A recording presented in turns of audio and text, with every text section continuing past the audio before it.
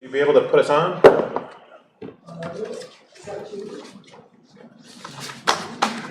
I think I'm making a mess of this. We're set, Nick? Thank you very much. Good evening, everybody. It is Monday, May 20th. It is just a little after 7 o'clock. We're in a lovely evening here in downtown Hanover, where we're going to do good work for the town and have fun at it. Or something like that. I was paraphrasing wrong. We have, prior to going live with the meeting, our town clerk, Bobby Hitchcock, thank you very much, Bobby, swore in our two voted in members of the select board, Joanna Whitcomb here and Jared Burke. Thank you very much, Bobby, and congratulations to Jared and Joanna. We are going to come up on some reorganization issues a little bit further down in the agenda. The first thing on our agenda is we like to put public hearings first. At our last meeting, Jarrett, we set up today as a public hearing to accept unanticipated funds in the amount of $90,000 from Invest NH Municipal Per Unit Grant and to authorize the town manager to execute all necessary documents. So we're going to open, hi Jenny, we're going to open a public hearing in this regard. We talked about this at our last meeting. Alex, would you be able to just give us a brief two-liner for the viewing public on these funds? Yeah, so this is grant money from the state, $10,000 per unit for the Visions for Creative Housing project on Park Street. South Park. And what Rob, our planning director, has recommended, we have a little flexibility in how we use the funds, and 50% of the totals of $45,000 would go to Visions to enable solar installation on the roof of the project, and the other half, $45,000, would be used towards assisting us in completing the Minkbrook Community Workforce Housing Project. So both good uses from the staff perspective, and that would be our recommendation. Jared, we have to have public hearings to accept funds in the excess of, I've forgotten how much. Anybody? Any money? No, $25. $25, right? Yeah. How much is it? Is it some? It's like 1,000. Yeah, 5,000. Yeah, I think it's like 5,000. I think it's like 5,000. Yeah. So that's what we're doing, and that's why we're setting up a couple of meetings for the next couple of public hearings for the next session as well. Thank you. This is a public hearing. Is there anything from the public in this regard? Hearing none. Select board. Is there a motion? I'll move to approve the acceptance of the unanticipated funds of $90,000 from Invest NH Municipal, and to authorize the town manager to execute all the necessary documents. So the $90,000 will go towards what Alex said, half to put solar on the new housing on South Park Street at Visions, and then the other half to help further the Minkbrook workforce housing project. I will second. Great. Any further discussion? All in favor? Aye. Aye. Opposed? So that passes unanimously.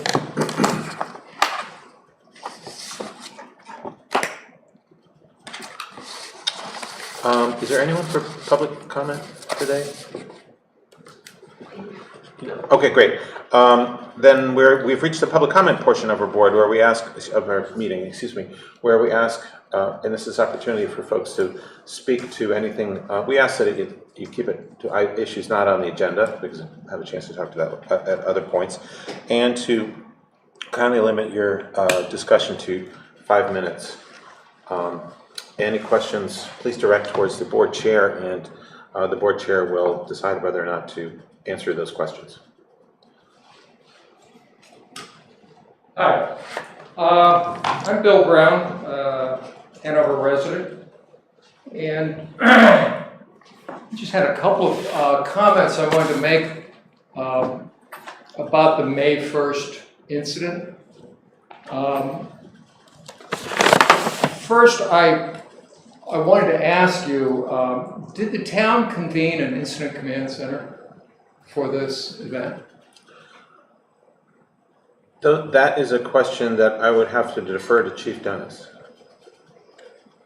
Okay. What happened,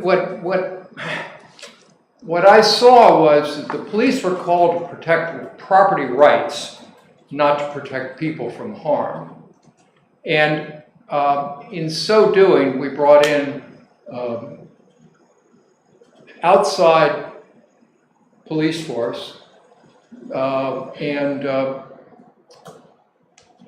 which, you know, our normal police force do things, and we're fairly comfortable with that and can control that. But in this case, we're not able to. And I think that we should have been notified that an outside police force was coming into our town, and the town certainly has several mechanisms to notify people, and yet none were used. Now, some people might say, well, gee, you know, if you tell people, now you've created an attractive nuisance and everybody's going to come down and want to see what's going on. One could say that. But on the other hand, what we had was property which had typically had free access suddenly became an arrest zone. And I would think that people in the town need to know that. I know people who, you know, were going to go and you know, did not go, but didn't really kind of understand exactly what was going on. It would have been better, I think, for the town to have notified, and that's why I asked about the incident command center, Right. Because normally I would expect the town, not the chief of police, but the town, to spin up an incident command center so that you can manage this whole process. And including, you know, how do we communicate? Do we communicate? What are we going to say? Some things like that. That's the purpose of, I mean, you all are familiar with the incident command system, right? Right? Yes. Or no? Yes, sorry. Yeah, I'm sorry. So, and Bill isn't, I mean, Carrie isn't. So, What? sorry, I'm not so familiar with incident command. Neither am I. So, Neither am I. yeah. well, I can describe it. It was, it's a system that was designed by the firefighting folks out in the West Coast to manage large fires. And they have to manage a number of resources. They have to integrate with multiple people to handle logistics, information flow, communications, and make sure that everybody gets paid for all the things that happen, if that's necessary. So you have all of these layers of control. And then, so for instance, right now, if something happens at the hospital, they spin up an incident command post. Yes, we do. I'm very familiar with that. Yeah, and if you're at the VA, you spin up an incident command post. If you're at the Prouty, they have a version of the incident command system that they spin up. So there's a medical director, there's an incident commander who's making all the decisions based on input received by everybody else. Do we cancel it? Should we reroute it? What do we do? What do we tell people? Should we do it? Should we not? You know. So that's what an incident command system is set up for. FEMA, I think after the 9/11 incident, really started pushing it down as low as they could into local, state and local governments and other institutions so that they could manage, you know, events that are, you know, that involve multiple agencies, especially outside agencies. When you bring outside agencies in, how do you manage them? Who's the main guy making the decisions, and then who are the people who are then directing their own individual people? So that's what I would like to say. So anyhow, that's my feeling. I mean, we didn't have notifications. We didn't have a system for managing the event. We don't know that. And I think that would be Bill, thank you very much for raising your concerns. And as we talked about at town meeting 6 days ago, I was trying to figure out when it was, we wanted to reassemble the board and make some decisions on how to let the public, in addition to yourself, come in and talk about their concerns. We haven't been able to do that yet, but that is something that we're committed to. Thank you. Appreciate it. Would anybody else? Yep. Scott, Town Clerk, thank you, Chair. I just have a question for the whole board. The election officials are gathering input from the last election last week, and I'm wondering whether you would appreciate either an in-person brief report at your next select board meeting, or would you rather have me write something up? We're just getting a variety of input. I think Bobby in person would be great if you have the time. I don't want, which would be quick, which is more time efficient for you. Frankly, just talking. Yeah, yeah. And if there's any dialogue, that's Right. helpful for us. I don't know if we need to put, there's no urgency to getting it done by June 3rd, I think is our next one. Whenever is convenient for you. Well, right now it's fresh, and we're getting a lot, True. So it's great to have that done, discuss with you, put it behind us. Yeah. Okay, Thank you. welcome. Whenever it's convenient, just let us know. And Okay. anybody else? Great.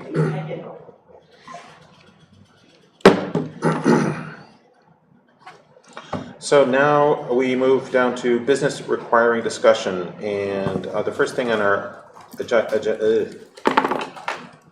first thing listed here is our organizational meeting for the 2024-25 Select Board. So we have one new member, and I was going to talk a little bit about the role of Select Board members, and then talk about what we need to do to reorganize and see when the board wants to get it done. There's a little bit of pressure to get it done relatively soon, just so that we have a system going forward. Select boards in New Hampshire can either be or by default three members, and then towns can vote to add go up to 5 members.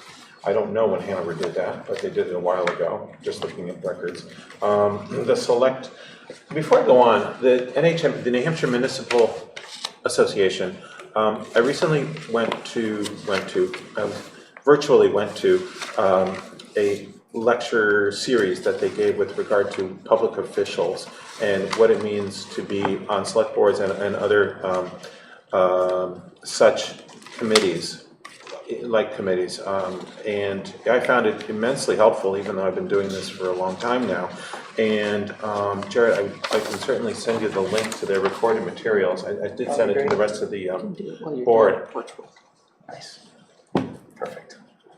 What's that? Right, well, Jared's been working on a little home improvement project. Yes, you and can so play it it's in the like background. You can listen Yes, while yeah. doing that. Podcast. Yeah, rather than listening to music. Several things I learned. Only in the last year, really, were that the importance of well, I knew this intuitively, but it's never been expressed to me, that a select board member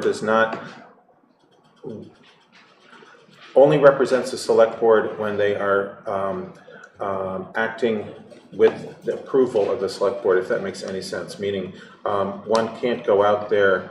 It is inappropriate, rather, by New Hampshire RSAs to basically go out and do things without select board approval and consent. It does get a little bit confusing when you look at the list of liaisons that we're all partaking of. A lot of these liaisons are different roles. Some of these committees were voting members, some of these committees were observers, in which case the role is really to come back and report to the select board. We'll come back to that shortly, but the role of select board members are, as individuals, is somewhat limited in the state of New Hampshire. And everybody acting as a board is really the way the select board is set up. The purpose of the select board, of course, is to transact business that occurs during the year that would otherwise have to be taken up by town meeting, which is not very quickly set up process and takes an incredible amount of time to set up and move forward. So the select board members fill that role during the year. And also, I don't know if you got a chance to listen to it, Jenny, because we've had this discussion. In one of these documents that we're signing, it says selectmen.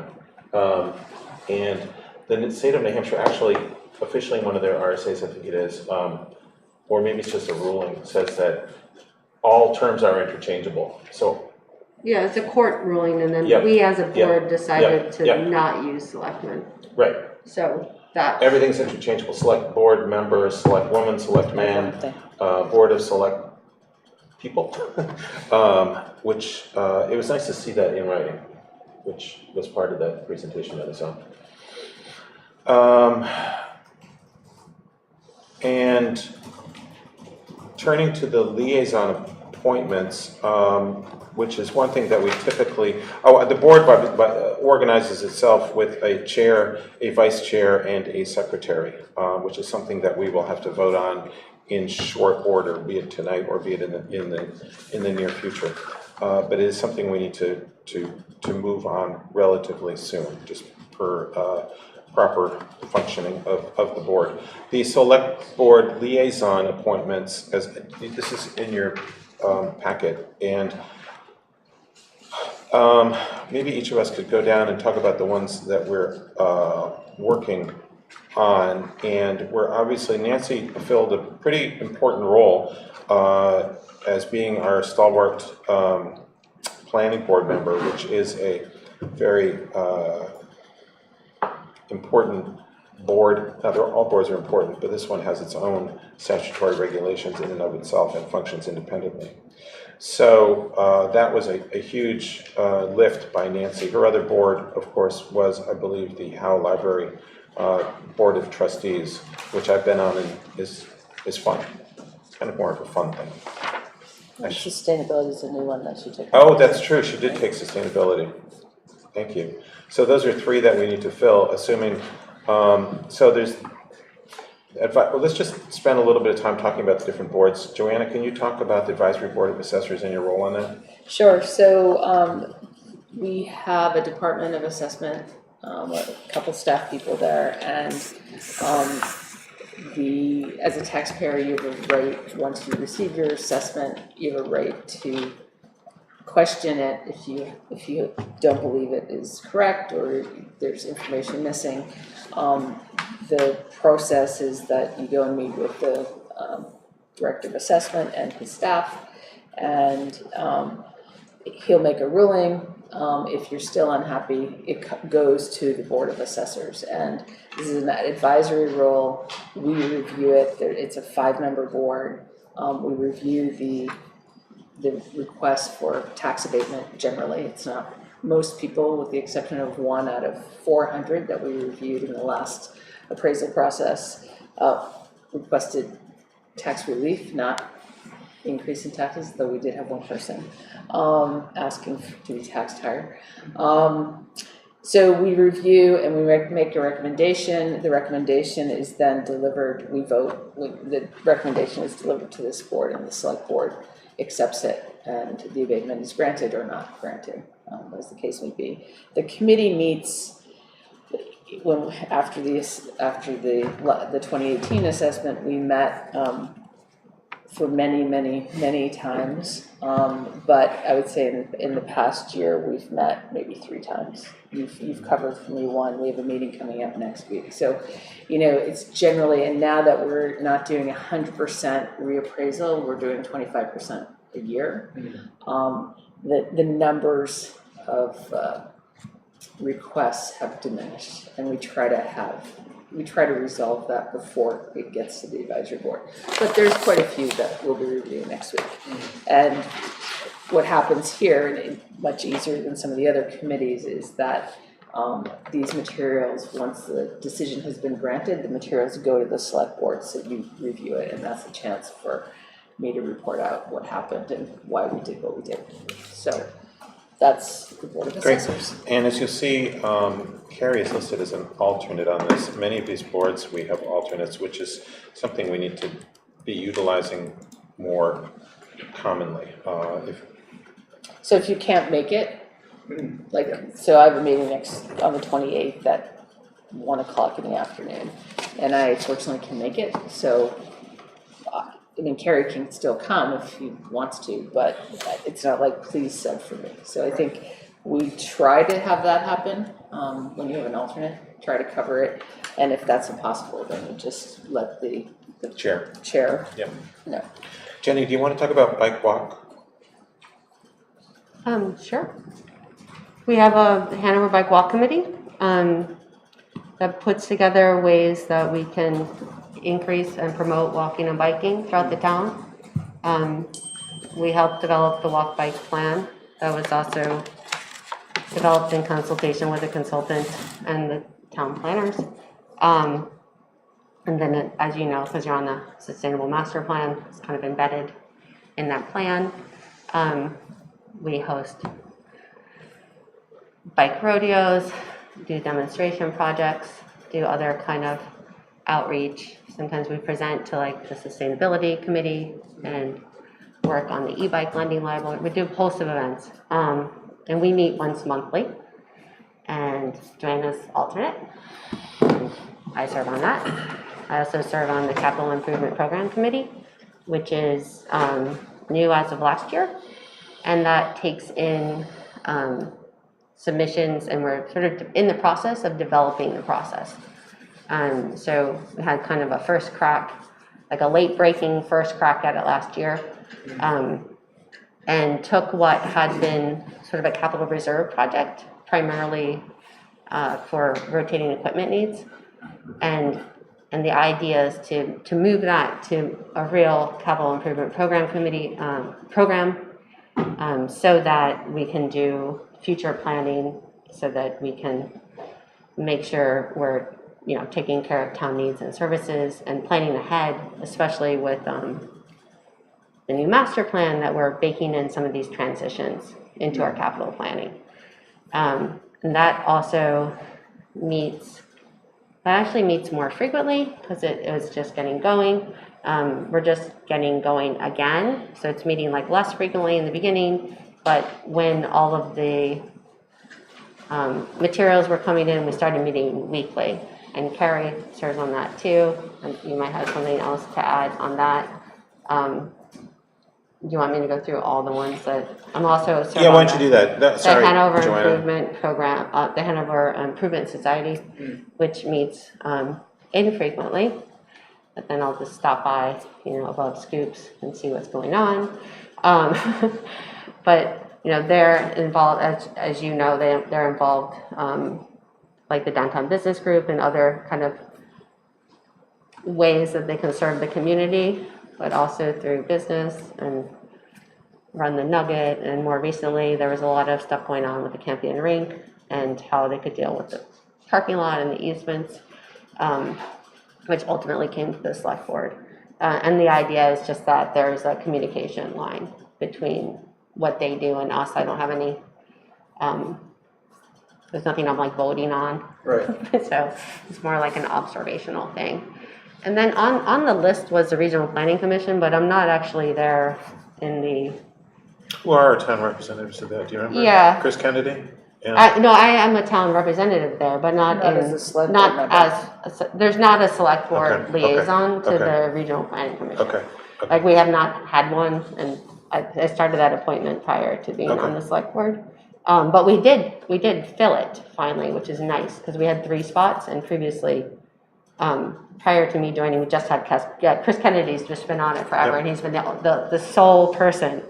But now we have 3 spots because of the size of our town, and now we have a little bit more representation there. And that is a similar thing. The regional stuff happens, and I do report back on it when it's relevant to the select board. Joanna, do you want to finish up with, thank you, Jenny. You also are doing trustee of the trust funds at the moment?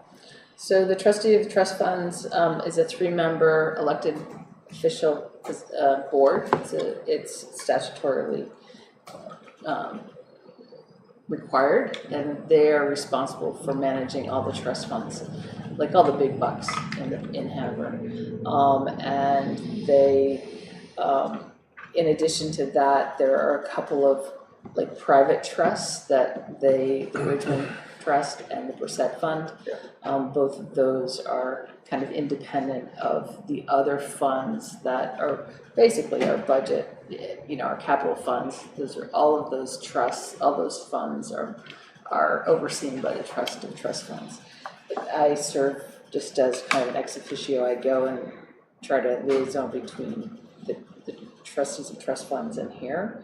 A lot of time, we've spent a lot of time understanding basically the Brissett funds and how that money can and cannot be spent, and kind of digging deeply into that. It's a relatively new, I think it's maybe 7 years old, about 7-year-old fund, and working through the kinks of the new fund. Bridgman Fund has been around for a long time, probably 30 or 40 years, and it was a fund that was set up for the Hanover schools, K through 6, faculty, staff, parents can request funds, and that's administered through the school district. So, and that board is scheduled to meet on a quarterly basis more as needed. So The improved communication between that board and our board really has been helpful, Kari. Very much so. Thank you, Joanna, for showing up at 7:30. I've learned a lot on that board, actually, because Yeah. they're all financial people. I don't know anything about that stuff. So between Sally Boyle is the chair, Jay Pearson served on it, and Kari Asmus, and Ellen William, the finance director, is the staff person, so she's at every meeting. And it's really kind of all of the $35 million that we approved last week kind of goes through are managed through trusts. Thanks, Joy. Carrie, do you want to, you've been doing Actually, Athos, with your, if you would allow me to pass What do you got? this out. Yeah, so I did this last year too. So this is just a way to visualize not only the various assignments, but also by individual. I think one of the purposes, one of the things we need to think about is load sharing. And some of these things require an enormous amount. And Jared took the liberty of putting you down. And you're on the planning board, so I put that down. You're on the downtown. You may working not group, want so- to. You may not want to do that. Yes, well, yeah. So you already know that's a big time commitment, but so I think when we think about workloads, we just need to sort of visualize it. So I hope this is helpful. And pass one. I have a. Do you want to just update us on the finance committee? Yeah, so you can see here, alternate on the advisory board of assessors, capital improvement parking committee. Jenny talked about that. The finance committee. The finance committee is comprised of 7 members. They are appointed by the moderators of both the school and the town. 2 of those are select board and school board representatives, and then the other 5 are at large. And the chair is right here, Kari Asmus. Meet monthly, but during budget season, much more than monthly, as the budgets are developed both on the school and the town side.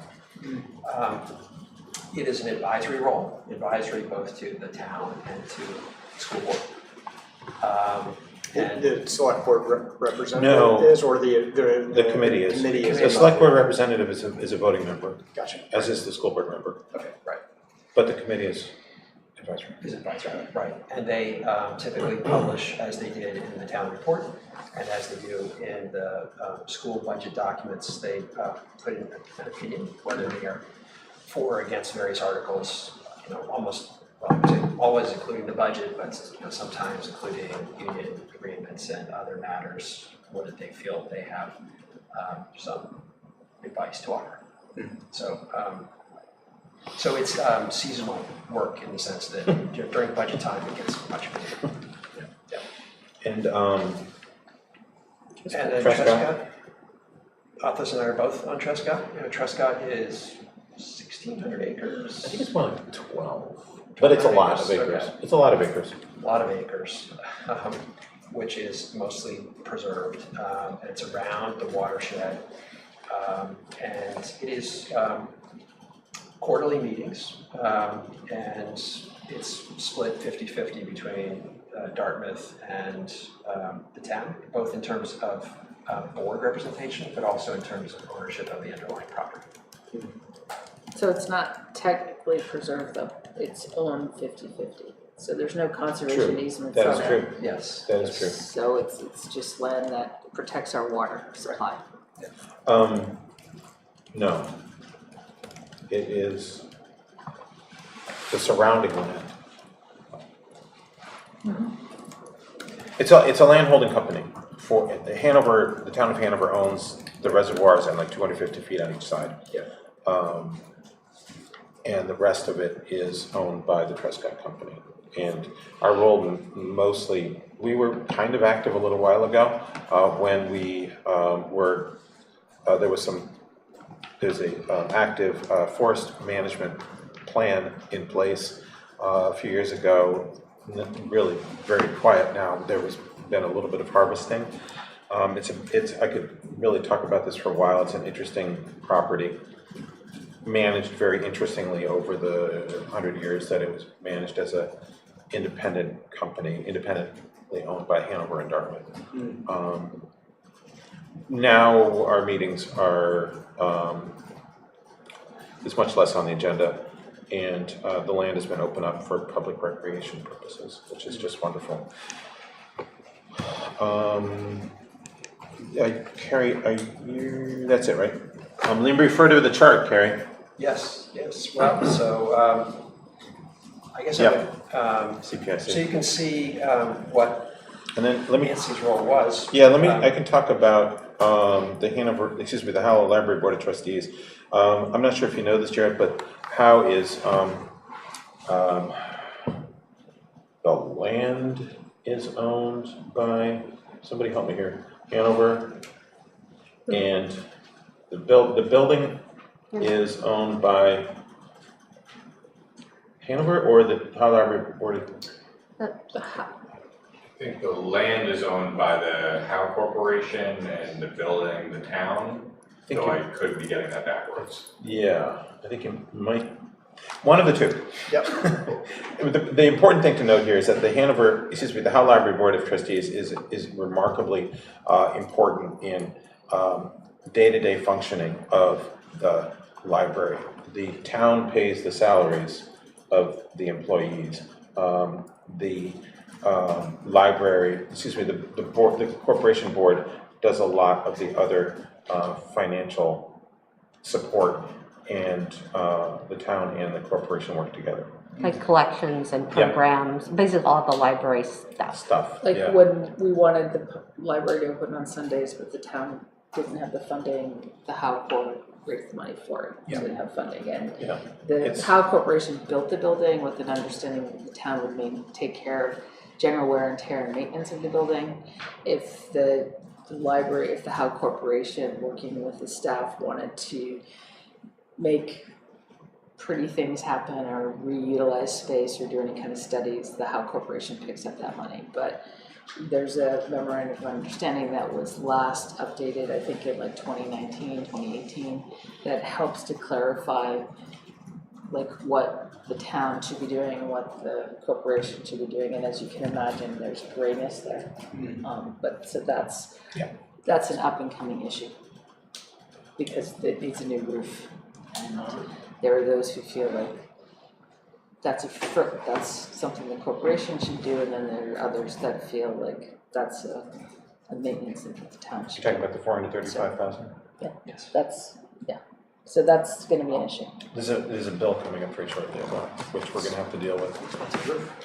Yeah, and of course this is independent of the Hanover Town Library, which is the official name of the Etna Library, which is completely town-run. And owned and operated. Completely. Town-run, I'm sorry. Okay, gotcha. And a wonderful gem out there in Etna. Nancy was also on the planning board. You're on the planning board, right? Yes, I've been on the planning board for about 5 years. Good, so you could explain to us what the planning board is all about. And her she's been recently going to the Sustainable Hanover Committee, which I've never been to. Can anybody speak to that? Yeah, the sustainability group. Sustainable Hanover was instrumental in helping bring along community power. They do a lot of recycling initiatives. That's how it all They have started. a biodiversity committee. They put in the sustainability park just back here. Yeah, they think about being good stewards. A lot of the ideas that have come from them made it into the sustainability master plan, and I think the people on that committee had the idea, like how can we, we had this previous master plan that has a lot of these same ideas, but how can we actually like bake it into our master plan, this idea of sustainability and resilience and care and being, stewards, so that we're not just planning for right now, but for, the people in the future as well, and the rest of the earth. So like a lot of ideas, a lot of human capital there, a lot of good work there. And they do, similar to Bike Walk, they do a lot of programs and events, talks, other stuff like that. Movie hosting, And you name it, a whole variety of stuff. And the only commission we haven't talked about is the Conservation Commission, which I'm on, and they do a lot. That's a statutory commission, and act independently and in an advisory role depending on the issue. Many roles, including management of conservation easements for a lot of the town properties, a lot of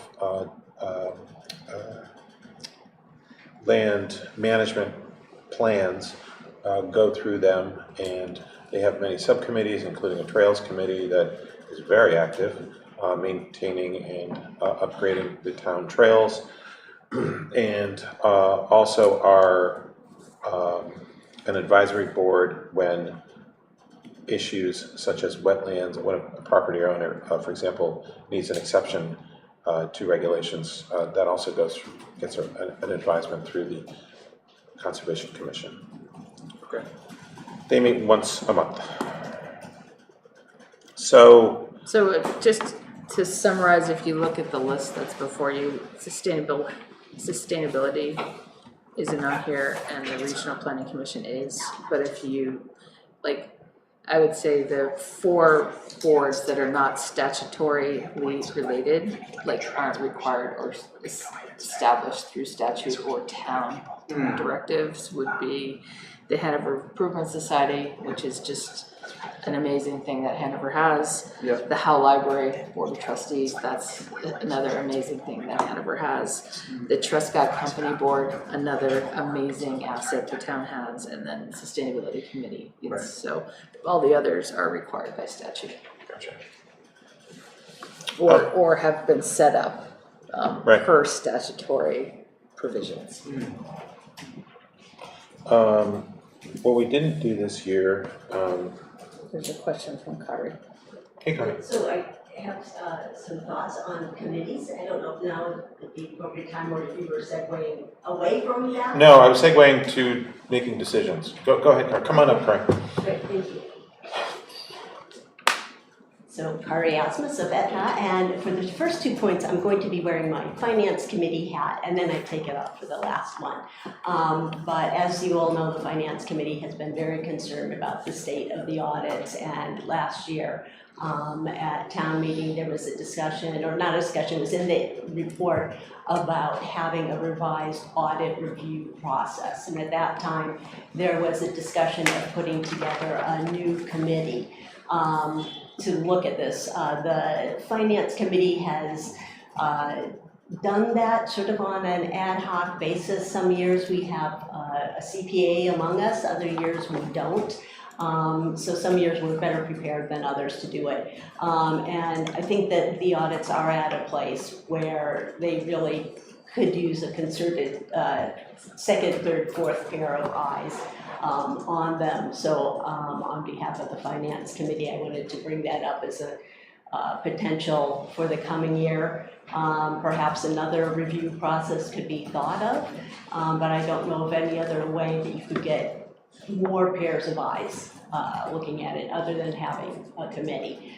The second thing that we discussed last August, we were looking at the parking district, TIF district, and noted, and then again at the select board meeting in February, it was noted that the town is quite out of compliance in a number of aspects, statutory aspects of the parking district, and TIF, for those who are listening, it's a tax incremental financing district.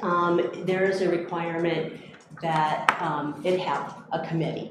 And I was actually going to come tonight and suggest that that would be something to be formed, but I went home and I was just reading the statute one more time, and I see actually that it's supposed to be formed by the legislative body, or they are to give the authority to you to form it. Don't we have one?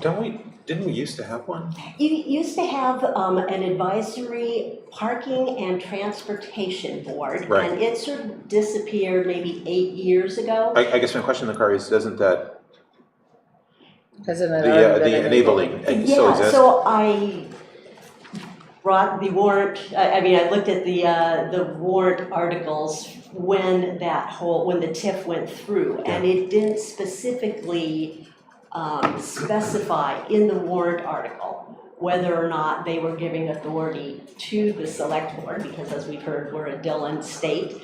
However, it does say that the town did adopt the proposed development program, and that's not included in this document. So it's possible that the development program speaks to whether or not you can have committee members. So it takes a little bit more homework.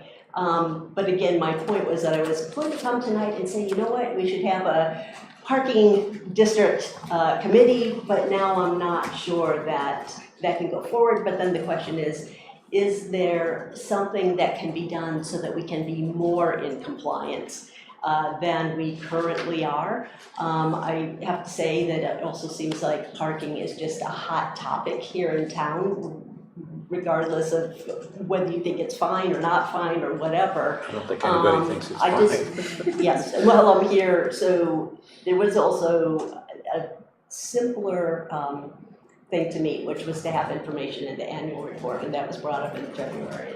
We still didn't get it in the annual report, so I just don't know if all the way around, if there would be a way for us to be in better compliance than we are. And in particular, I think we should find out what the proposed development program entails, and maybe we can get a little bit closer into compliance. And then I'm taking off my finance committee hat, because this has not come before the finance committee, but I was very much, as somebody has a long time interest in the right to know law, interested in the status of the downtown working group, which I read in the town manager's report that there's going to be a reporting out and formalizing of the future, etc. And that suggests to me, and I remember at the March 18th meeting of this year, one of the outcomes of that meeting was that the select board basically gave that group or assigned them an advisory role. And sort of both of those things kind of say, you know what, that's really a town committee now. Yeah. That's not just a working group. And so I know that things are going forward, but to the extent that I would say that given recent developments that are in writing and that were discussed at meetings, that's the status of that group needs to be It's a great point, Kari. formalized. Yeah, it's a great point, Kari. okay. Thank you. So those are my three. I don't know I'm if pretty anybody- sure, but just talking only about the parking. I'm pretty sure it's enabled. It could Yeah. be, it's not specifically in the warrant language, but that Which doesn't warrant are mean you it's talking not. about? What year? It was town meeting 1998, which means that it's in the 1997 annual town report. Look at the size of that. I know. I know. So, yeah, so obviously they they don't have the green explanatory information, which, by the way, Joanne and I can tell you, came from the League of Women Voters recommendation years and years ago. Oh, sweet. So anyway, so it was much smaller back then and not as much information, but that backup information must exist somewhere. And if I had realized there was a glitch, I would have probably come and tried to find it myself. Thank you, Kari. Okay. Yeah, and in either case, otherwise the select board is dealing with it anyway.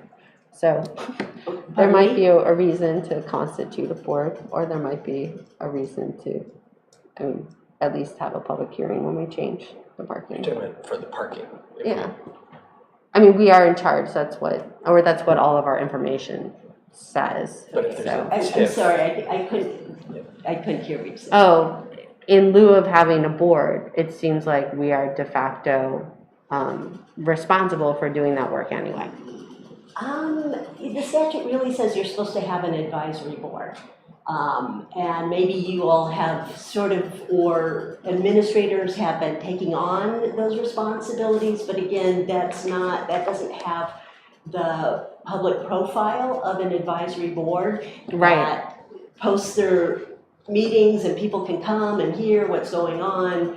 I think in particular, knowing that the parking fund has been in a deficit, for the past several years, and how has that been dealt with, we don't really know because there hasn't been any public discussion. But there would be nothing that would stop you from having an advisory parking board. Yep. It just probably, depending upon whether it was authorized, and Athos, you were in town back then, so you maybe would know about this. You would maybe have been on the finance committee at that time. That was about when I joined, actually. Yeah, so you might, I do not push my memory. Okay. Thanks, Kari. Okay. That's a really good. Jarrett, you had questions? You mentioned that we may not be allowed to have a committee on parking? Well, no, you She's could have saying- a parking on, but it wouldn't fulfill the statutory requirement. To fulfill the statutory requirement, it says the legislative body of the municipality shall create an advisory board for each development district that ensures fair representation of business and community interests. The board shall consist of such number of members appointed or elected as determined by the legislative body. So the legislative body could give you, the select board, the ability to appoint X number. However, I can't find documentation that was ever done. You could nonetheless have a parking, I think again it was called the Parking and Transportation Advisory Board. You could do that. Bill Veschnagel was always big on that. Yes, he And was. Patrick O'Neill Yeah. is still around, I could ask him about it. Yeah, That's it's a good just idea. that it wouldn't fulfill the statutory Well, we don't requirement. know, it might. It might, if we. I think we need to dig into it, and I Right, think we exactly. can go Patrick to, will know. Patrick O'Neill served on it, and he Yeah. was the staff, so I can ask him. So, Bill yes. Veschnagel has passed away, but did a lot for the town. Bill Barbie Yeah. too. Yeah. And Jen Lewis thanks. might remember something too, I don't know. So, We'll start with Patrick, since he Okay. was staff yeah. in Hanover at the time. Yeah, yeah. I mean, if there were any other questions. Alex, with respect to the downtown working group, I do really like Kari's suggestion of having a select board representative going to that. Is that? Well, Nancy has. There has been for 2 Yeah. years. Yeah. So if Well, there's somebody then- a else. more official. Yeah, I think there might be a couple month gap, or Yeah. depending on what you all want to do. I guess we do have a select board representative who's there. That's true, we do. But it's not, the goal, go ahead, I'm well, sorry. the goal is to come back with an advisory board, which Right. in the next month or two we'll be coming back to you all with, and then we'll have. Okay. Okay, so wait a minute. I do think that the issue of 91A and using staff time having committee meetings and not posting an agenda and not having minutes from the meetings is a problem for me. So I think it would be helpful to But- start And doing we do that in a that. lot of other areas, of course. There's plenty of staff meetings that don't. Well, it's take not, minutes. but it's not, this is a public committee. And I mean, so I just feel like, a month, fine, but another year, using staff and holding these meetings. And it just there should be an agenda and minutes. It's just part of 91A. I think especially as we're moving toward some sort of a tax associated with the district, I think it would be important to move in that direction also, since we're But- discussing taxes. But Alex, you're saying it's gonna be formed in the near future? Yeah, Yeah, okay, yeah, I mean, great. we're going as fast as you all will. Great, let then us. let's wait for that, but let's make sure it's, If you're also not if it's not consistent with the right to know law, then it's not consistent with the right to know law, and you should remedy that as soon as possible instead of waiting. well, the question is, Well, it is Is it- consistent it with is. no law, yeah, right? Why is it? Why isn't it? Because there's no agenda and there's no meeting notes So from when the does meeting. 91A kick in, Joanna? When you're gathering a group of people, When you have To a hold a public meeting. governing body so it's not a statutory body, it's not an advisory body, right? There are certain things that are covered by 91A and certain things that aren't. uh-huh. And a group of people, so like, for example. So I'm just saying that we have staff people staffing this committee. Mhm. And it feels to me that we are using taxpayers' resources to support this. And we all are thinking that this is good. We just need to have a record of what's going on. So, Yeah, again, we all agree and we're moving as fast as you all will let us. that's, So So what's the impediment to the right to it just fulfilling the requirements of the right to know law? it just isn't applicable. But- Right, so not everything, so for example, we meet with a group of business owners who use our dumpster. Should that have an agenda in minutes? no. Staff provides support for that. And it's your dumpster. You're gathering people together For in the advice. community. Using staff resources. And providing recommendations for enhancements in the community, and I'm just saying that it would make sense Yeah. to have that I mean, information. Excuse me, wait, hold on. I think wait. it's really just Jenny, about. let me talk for a second. Okay. Alex, you and I have talked about this at length. Boards need education on 91A. How do you think the best way to get that done would be? So we're putting together materials, I've mentioned it in the last 2 or 3 Yep. reports that I've provided to all of you, that in June, and it's probably gonna be more like July, that we intend on doing a training for all of our boards and committees. Mhm. And that will be a 91A on public records, on public meetings, on setting up committees and boards with email addresses, which has never been done, right? If you all recall, Select Board was using personal email addresses up until a year ago. Yep. So we're pretty far behind the times in Hanover, and I think going one step at a time to try and get caught up is really valuable. Yeah. We've had different issues with some boards and committees not following 91A. Excuse me, I mean, I really like this plan because I think some people are saying 91A is this and some people are saying 91A is that, and It's very clear what it is, right? we need to all understand it. Yeah. I actually wasn't gonna talk about 91A, Sorry, Jenny. but I was just gonna say, if the spirit is to get advice from the business group, which I think it is, I think that's what the business community thinks they're doing, then maybe we should form a proper committee, and I think that's, Which is what we're doing. He's doing that. Right. yeah, that's, So, the yeah, right. message, and, Yep. to the extent that, ideas are coming out of this, people really wanna know, and it doesn't feel very accessible.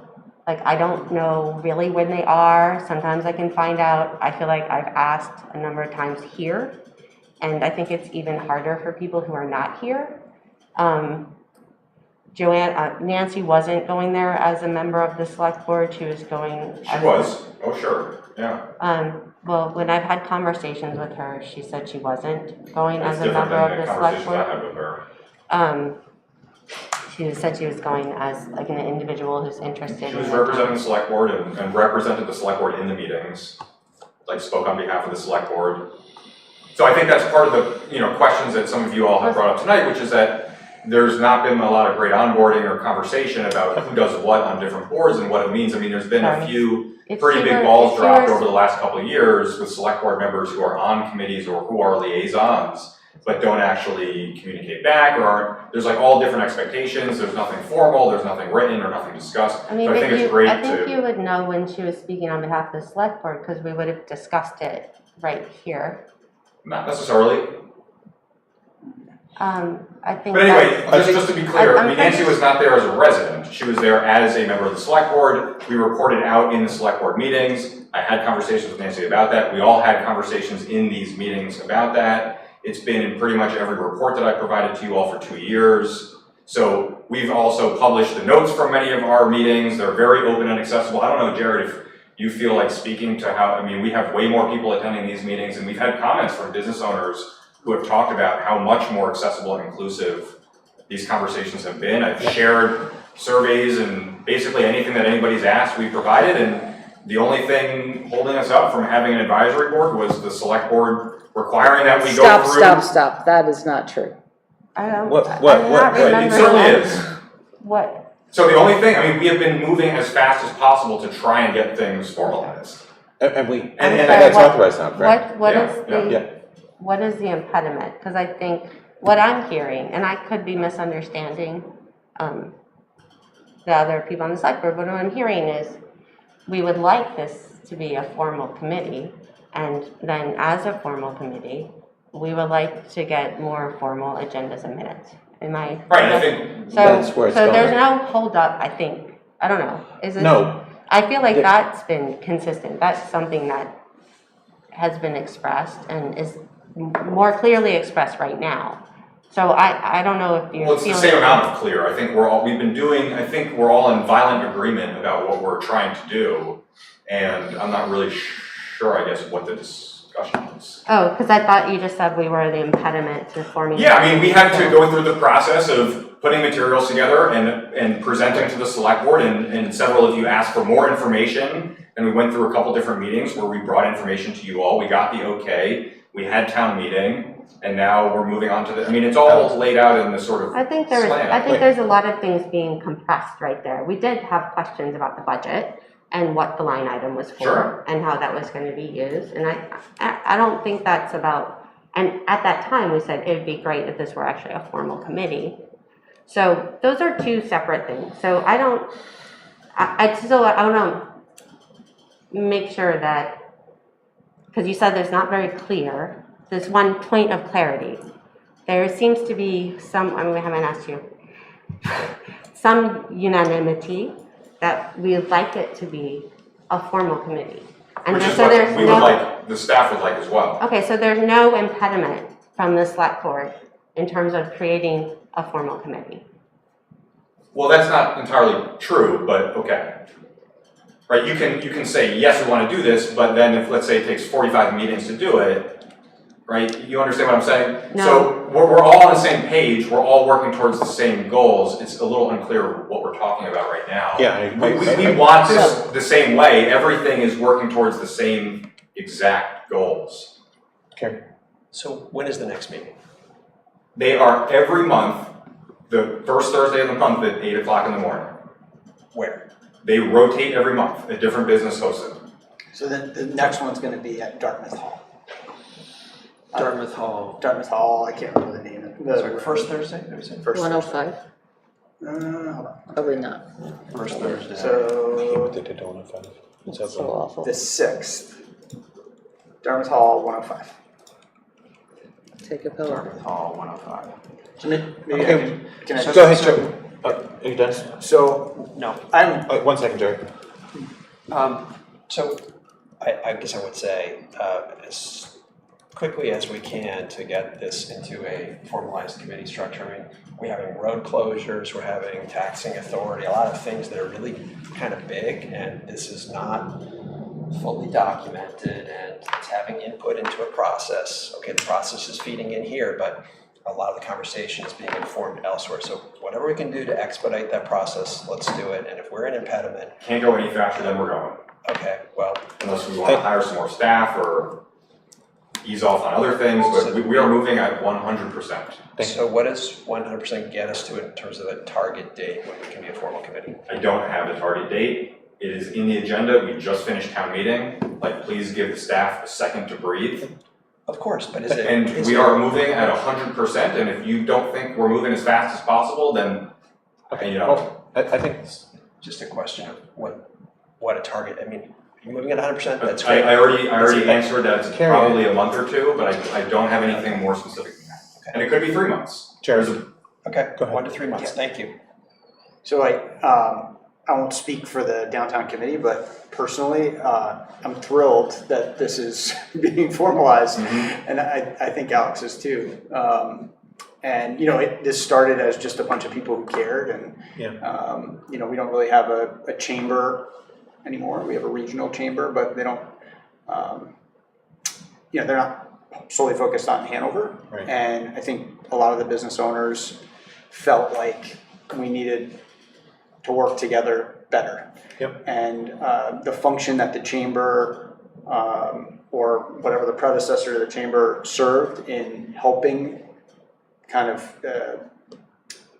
create some of this collaboration between the town, business owners, Dartmouth, wasn't there for a long time. And really in my tenure of owning Lou's, which has only been about 6 years, I haven't seen any of that coordination at all.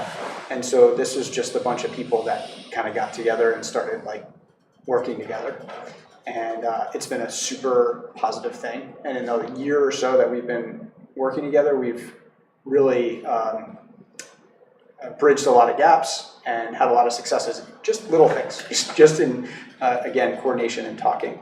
And so I think, you know, I was probably reticent to come in and say we need a committee because I was afraid that that would prevent some of this kind of open collaboration. And, you know, now we have to have minutes. Do we have a quorum? Do we have, I don't even know what, I guess I have to learn about all that stuff. But I didn't want to get into that when we were, you know, really making things. And when I say making things happen, I'm talking about like, you know, publicizing events and, you know, this really good collaboration with the college and, you know, creating a website with zero funding and a lot of input from students. And so it's been a good thing, and I want to make sure that it goes that way. And I'm thrilled that we're formalizing it and making it something that the town, you know, I guess from the select board's perspective, actually cares about. And it's interesting you say, well, first of all, you know, the presentation you guys gave a month or so ago was awesome and really exciting stuff. It does, two things. One, it does seem to be, you know, filling the role of a much more local chamber, which is always an informal process. And two, it's interesting what you say about your concern about too much regulation, perhaps even dampening or making it much less effective. Right. Because there is going to be a balance between all of that. Yeah. Yeah, and we do have minutes. You know, I send it out to this email list that we've put together that's got, I don't know, 80 people on it or something. You could totally copy the select board, and you could copy us, and we Okay, would be happy to read it. perfect. Yeah, I'll do that. Yeah, great idea. Okay, thank you for that discussion. The only reason I brought this up is, I mean, Jared's a newly elected board member, but we should, for that committee as it moves forward, we should have a select board member on it. That's all I wanted to say half an hour ago. Carrie had something. Carrie. Yes. Carrie, sorry. So, Kari Asmus, wearing only my resident hat.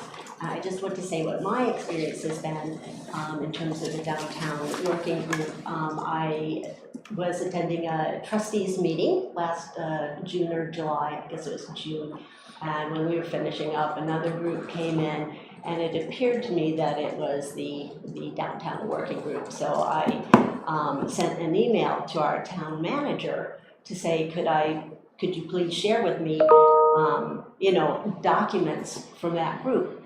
That email received no response. So I haven't been able to get, as a resident, any information about a group that has met here in this room.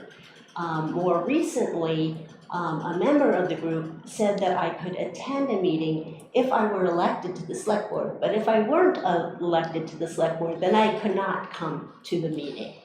And so that says to me that this really is not a public group, but we can see from the town managers, again, I know I'm repeating myself, but that you, the select board, are waiting for information from this group to go forward.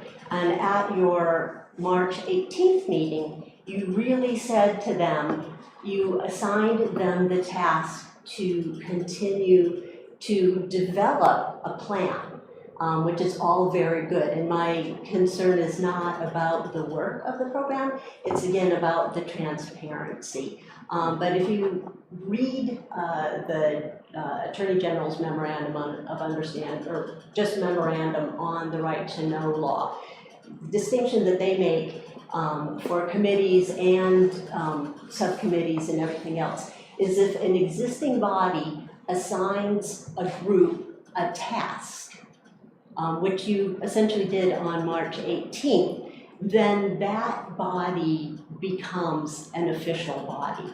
I think you could make the argument that before March 18th, that maybe the group was or wasn't, but after that time, that really crossed the line, and and we're seeing more aspects of that.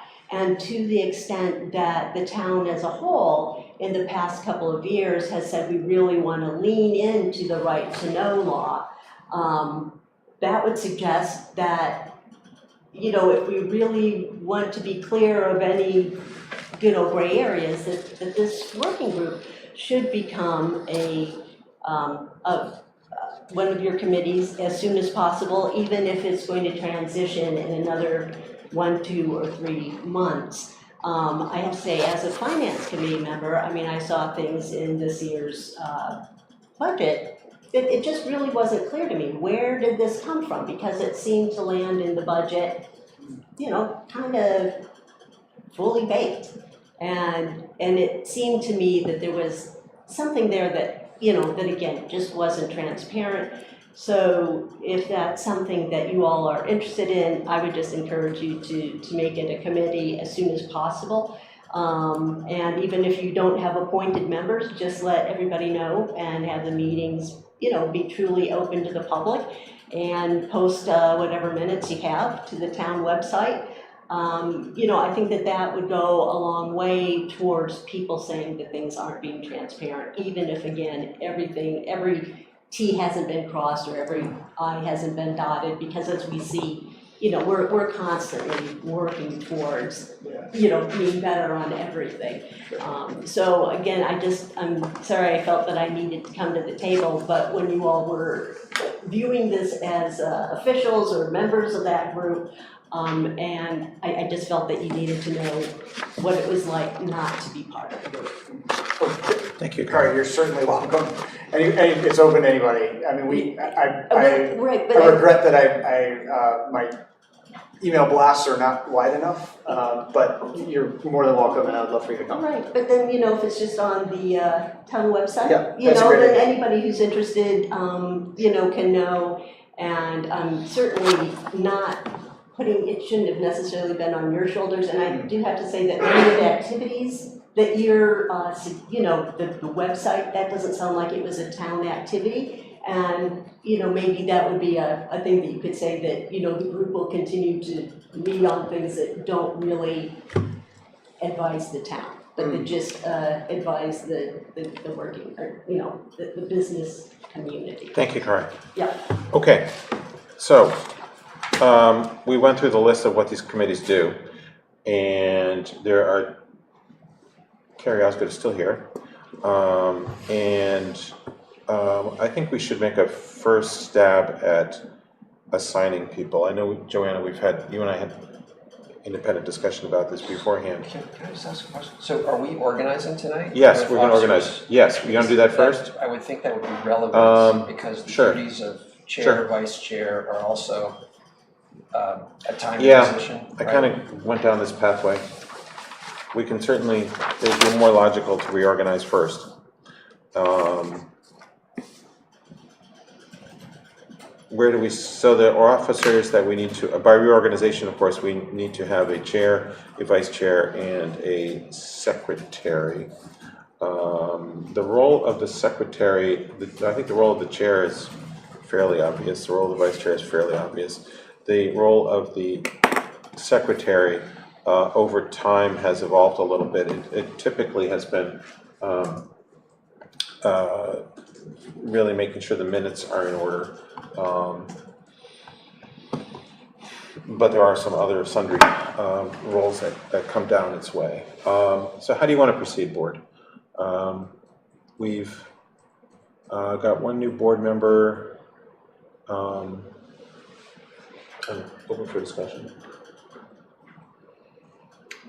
I think we go through chair, Right, vice chair, that's- secretary, right. so we need nominations. Yeah, we do.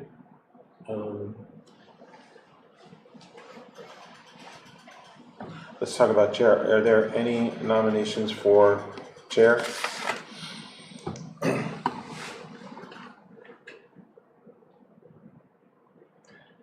I would be willing to serve as chair. I will put that out there. I will not nominate myself, but I would be willing to serve. And I can discuss a little bit about that if anyone would like. I don't have a platform per se, but I do have some thoughts. Should I share those? Yeah. Yeah, okay. So I view the position of chair as really serving all of you. I don't come with a particular advocacy or a point of view. What my job as chair would be, and I've been chair of the Dresden School Board for 4 years. I was chair of the SAU board for 3 years. My job is really to solicit input from all of you, make sure that you are heard, not to lead with my opinion, although if I need to lead, of course I will. Circumstances might dictate that. And then after that to solicit input from the public, but your voices come first. And then really to work on your behalf in terms of agenda planning with the town manager and others. And to try to make this really as efficient as possible. And I do think that I have a fair number of thoughts in terms of how we can organize, and that's really more than just, I can pass this out. In fact, I will. I'll pass this out. But part of it is ways we can work, I think, more efficiently. And I would pass this out regardless of whether I'm chair or not. I just think there are things that we can do better. But in terms of calendars, goal settings, committee assignments, this is quite a bit.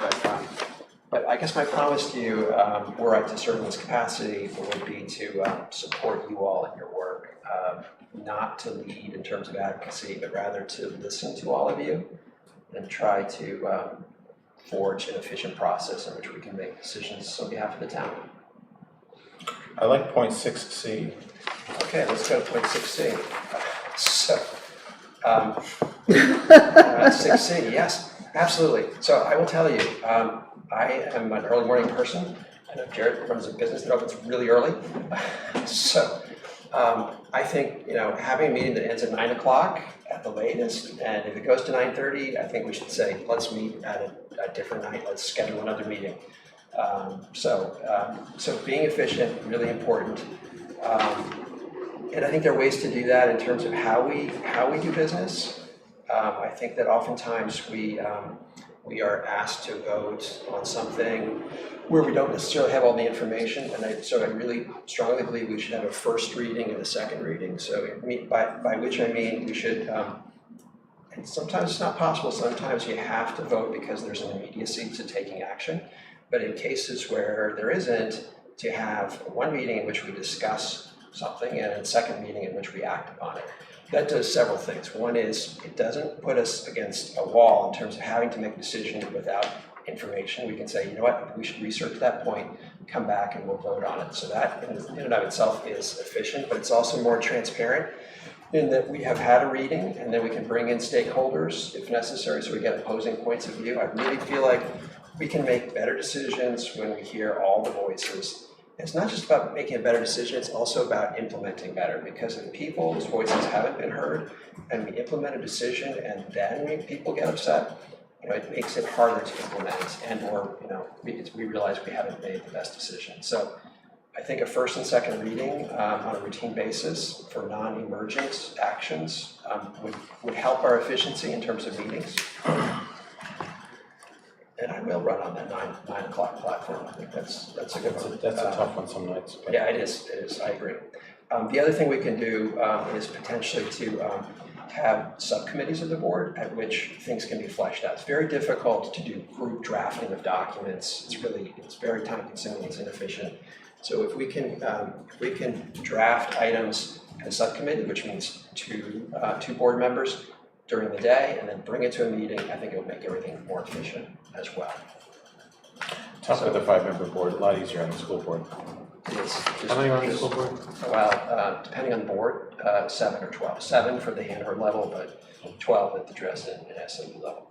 And I don't put it out there lightly because I very much enjoyed working with you, Athos, and would hope to do so and learn from you, and frankly, learn from all of you. This is, if I were to take this on, I'd be happy to do it. It will be training wheels at first, and I will look to all of you for assistance and appreciate that help. Thank you, Karen.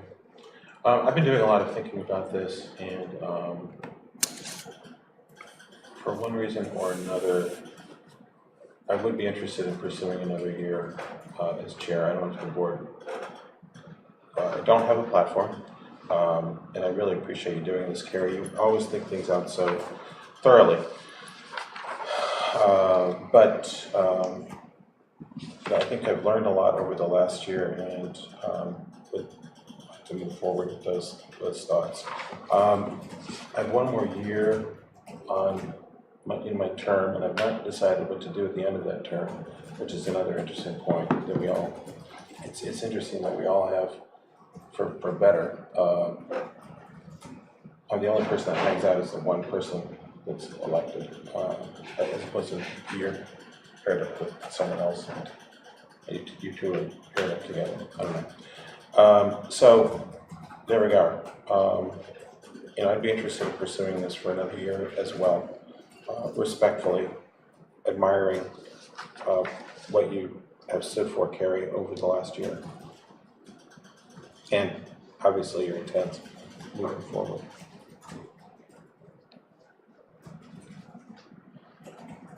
So I need more time. I can't decide tonight. yeah, which is what we did last year. Well, I'm just one voice. I can go with, but I also, just because Nancy's off and she had 3, I think we should re-examine the committee assignments. Well, there's too. a lot going on with the committee. So I kind of feel like let's And work some our of the way through committees this. are tied to, like the trust fund is tied to the chair, right? No. Oh, it's No. not? No. Okay. And, I'm always concerned, as I think a number of people are, maybe not, maybe they just talk to me about things that get on the agenda. Mm-hmm. And obviously we have a lot of business to do that's standard and seasonal, but there's a lot of other stuff that doesn't ever get here that's really important, Mm-hmm. that comes from the town. You sent me an email earlier, for example. Well, I think, Carrie brings up some thoughts from town meeting. I think it's imperative that we discuss town meeting tonight. I was really expecting it, because we talked about discussing it at town meeting, at the next select board meeting. After we didn't reconstitute, but we kind of did, and we get you, right? So we're reconstituted-ish. We're just not slotted into roles. not as good as you were before I joined. Better, wonderfully, activate. That's a side point.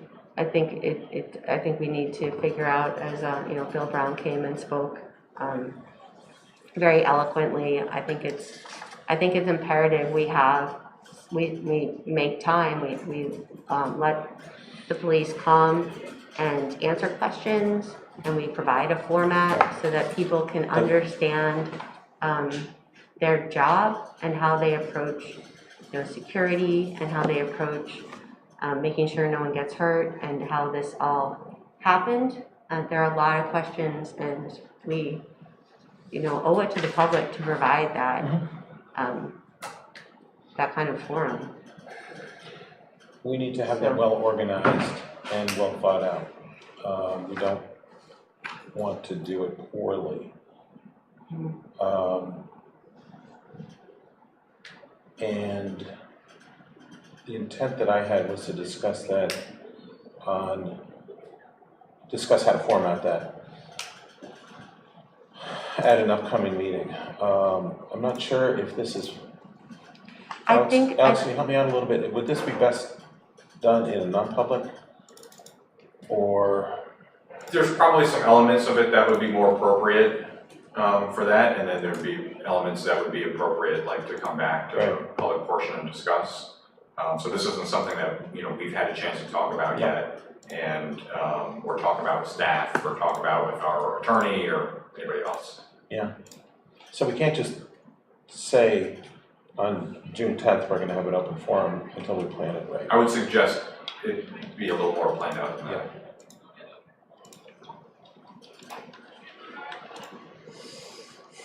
Yeah, I think we should move forward with the planning, and we should move forward. I would say concretely that I think what makes a lot of sense is for Chief Dennis to be able to answer in his own words. I think he's very thoughtful, he's very well spoken. It'd be very interesting for people to hear from him what the thought processes are, rather than continue to defer and say we don't know what happened.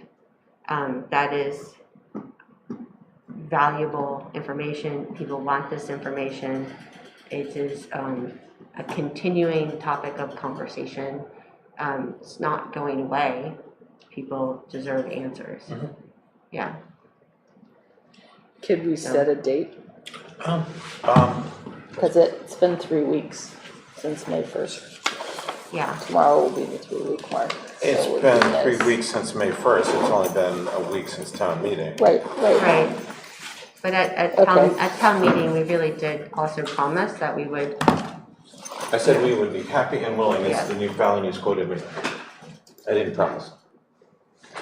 But we're holding you to your happy. Well, I would like to. I don't know where the word happy came out either. Like That one surprised me when I read that in the Valley News the next morning. I said happy? Oh boy. I'm just looking at my calendar. And I think it makes sense to discuss with the chief the format and what how he would like it to be handled. And Alex and the attorney, as Alex said, because she reports to Alex, and I think we should. Jenny, my plan with respect to this was to talk about it in non-public on the 3rd for the planning portion, and then go from there. If others disagree, then I think that's waiting too long. If we think we need to go into non-public, I would suggest we do it tonight. I don't think we can do that. No, we can't do that. Also, Chief Dennis isn't here, Right. so we haven't prepared anything. So You don't have to warn non-public. You have to say why you're going into non-public by referencing the section of the RSA. But I don't know. yeah, so if there's anything that we need to talk about. Well, we need to have Chief Dennis is the primary thing at the non-public. Okay. So we can schedule a non-public. Yeah.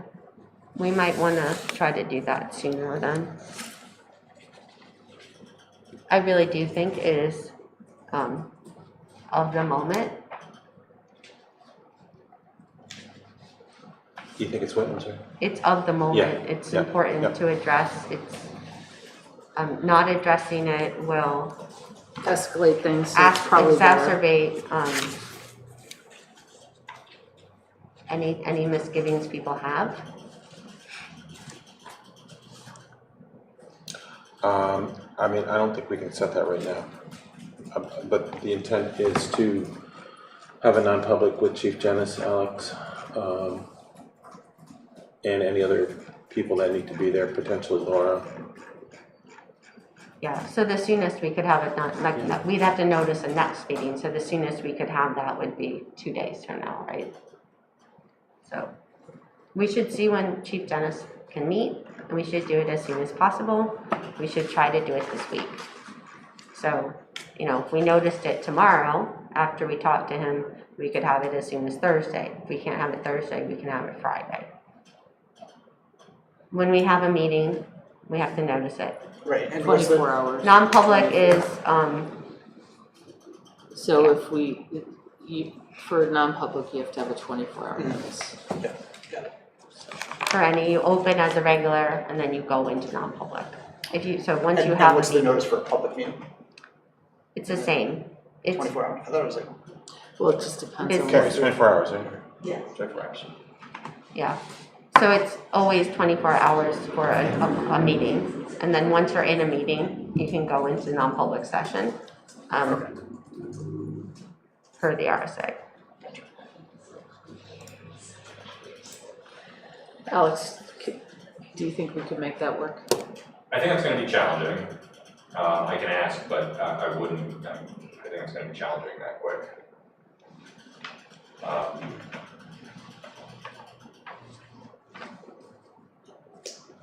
Okay. We will do that ASAP. So we're kind of just stuck here.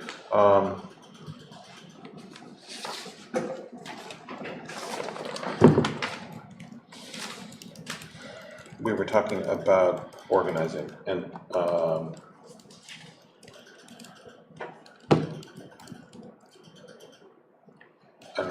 don't know. And we were talking We about deferring. I said punt. Yeah, punt. I can see lots of arguments for continuity, and I can see lots of arguments for more efficiency, but making sure that things actually get on the agenda, because then, like, efficiency's not really worth much if you're not doing any business. Not any, but doing business that is important. All right. Yeah, I so can there's lots of, talk to that if yeah. you'd like. Would you yeah, like? we can also just chat at some point. Okay. We can chat. Yeah, I think like it's important that we have, you know, very nice communication and information flow and are responsive to the public. You're the new guy, what do you think? Are you ready to vote? Nothing like putting me on the spot. I am not ready to vote. So we have 3 for punting. Well, we're on the far left over here.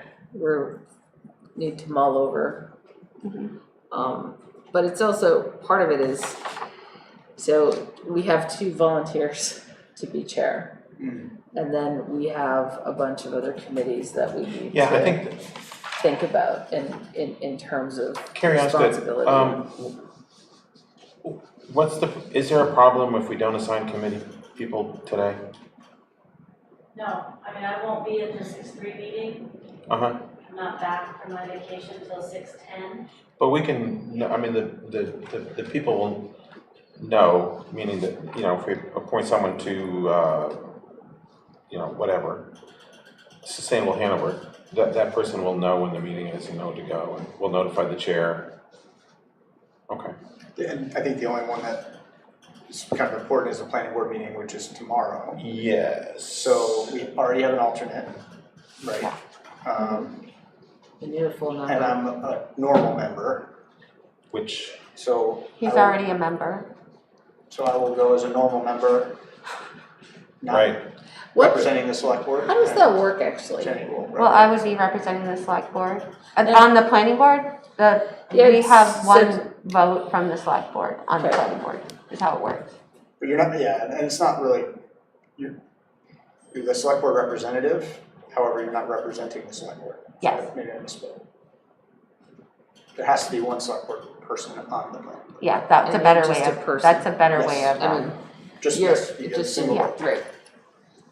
That's a Unlike better way trustee to of do trust it. funds where you're a select board representative and you don't get to vote. Right.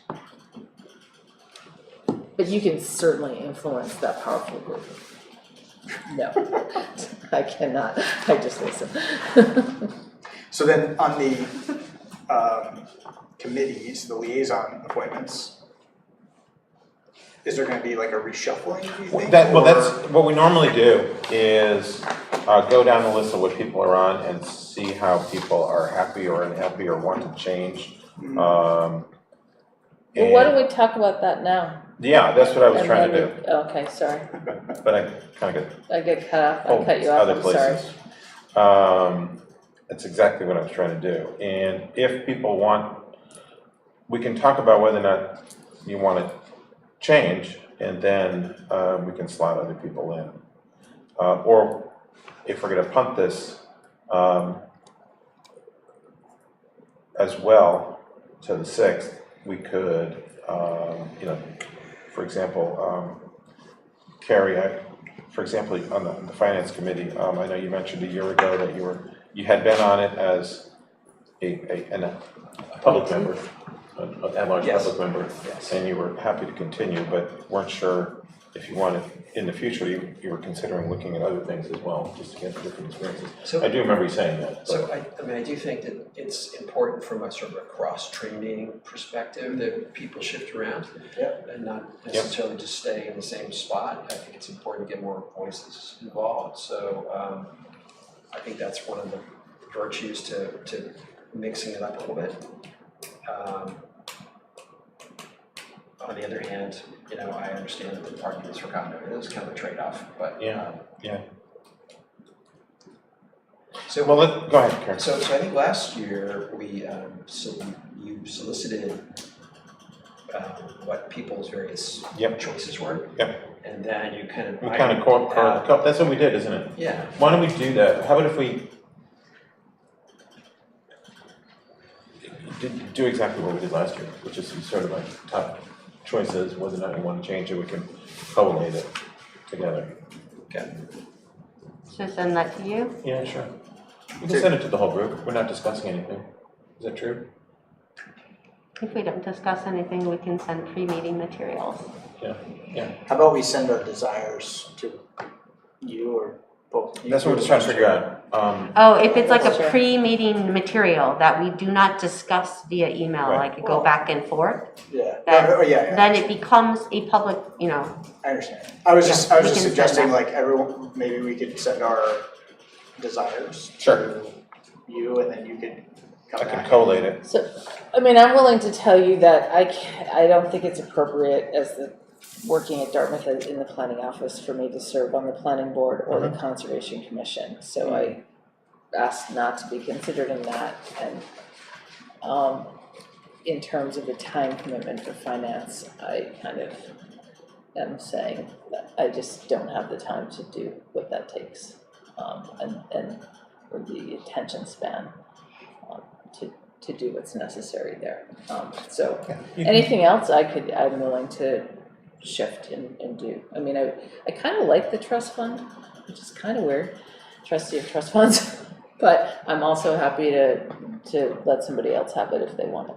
So that's where I stand on my stuff. So, And you're happy with advisory board of assessors. Except when it blew up. Yeah, and I kind of feel like I earned my badge Yeah. in those 2 years of pain of the 400 abatement requests. Jenny, I can't see you ever leaving by walk.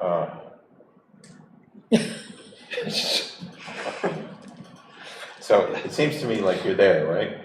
I'm currently there. I enjoy bike walk. I'm sad that Twitter is no more and I don't have bike Twitter anymore.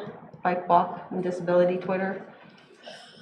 It's been subsumed by Okay. an evil entity. So why don't we send, let's do that, rather than hash it out right now. Everybody's, the big ones we need to take care of are the planning board, basically.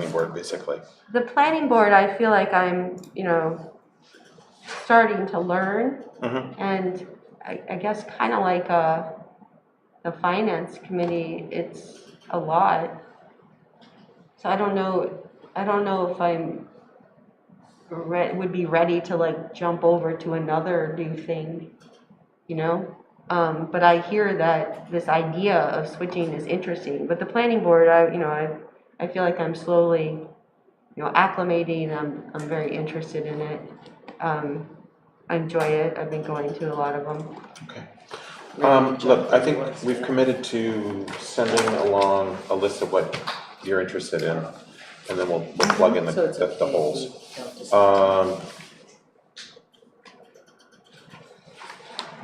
So, are we gonna table the reorg meeting? I can't remember if you have to vote to table or not.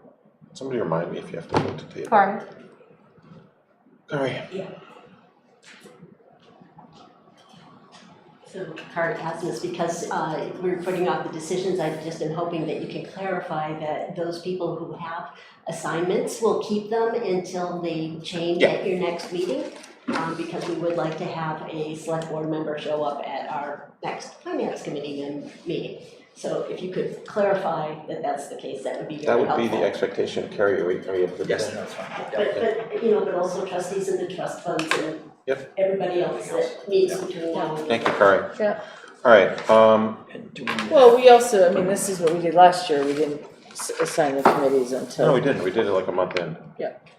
Okay. Do we need an acting chair, or it's presumed? It's presumed if you don't vote. That's what we did last year. Got it. I remember I was acting as chair, as vice chair for like 2 meetings. Got it. Are you good if we send stuff to you, or you want me to step up as vice and do this I can do it. task? I can do it. Okay. I can't remember if we have to vote to table though. Somebody remind me. I think we can Is just it vote. on, Just do it. is All it right. on business requiring decision? I would just do it. Do what, Alex? Table it. Yeah, let's just table it. Okay, let's move to the next item, which is, I move that we appoint Peter Kulbacki as the town of Hanover's primary member representative to the Community Power Coalition of New Hampshire, and to appoint April Salas as the alternate representative. So, just an update there after some more discussion, since the packet came out, we'd like to have Yolanda Baumgartner as our alternate. Okay. From Sustainable Hanover. So I'll change my motion. I'll change my motion to appoint Peter Kulbacki as the town's primary representative and Yolanda Baumgartner as the alternate representative. Thank you. Second. Is there any further discussion? No, that was answered my question. That's great. All Nice, Alex. in favor? Aye. Aye. And that passes unanimously. So a few more public hearings that we need to set. One for June 3rd to accept unanticipated funds in the amount of $1,000 from the Invest NH Municipal Planning and Zoning Grant Program, and to authorize the town manager to execute all necessary documents. I move that. I second that. As long as it's 100,000. What did I say? I only heard 1,000. You probably said 100,000. I usually do.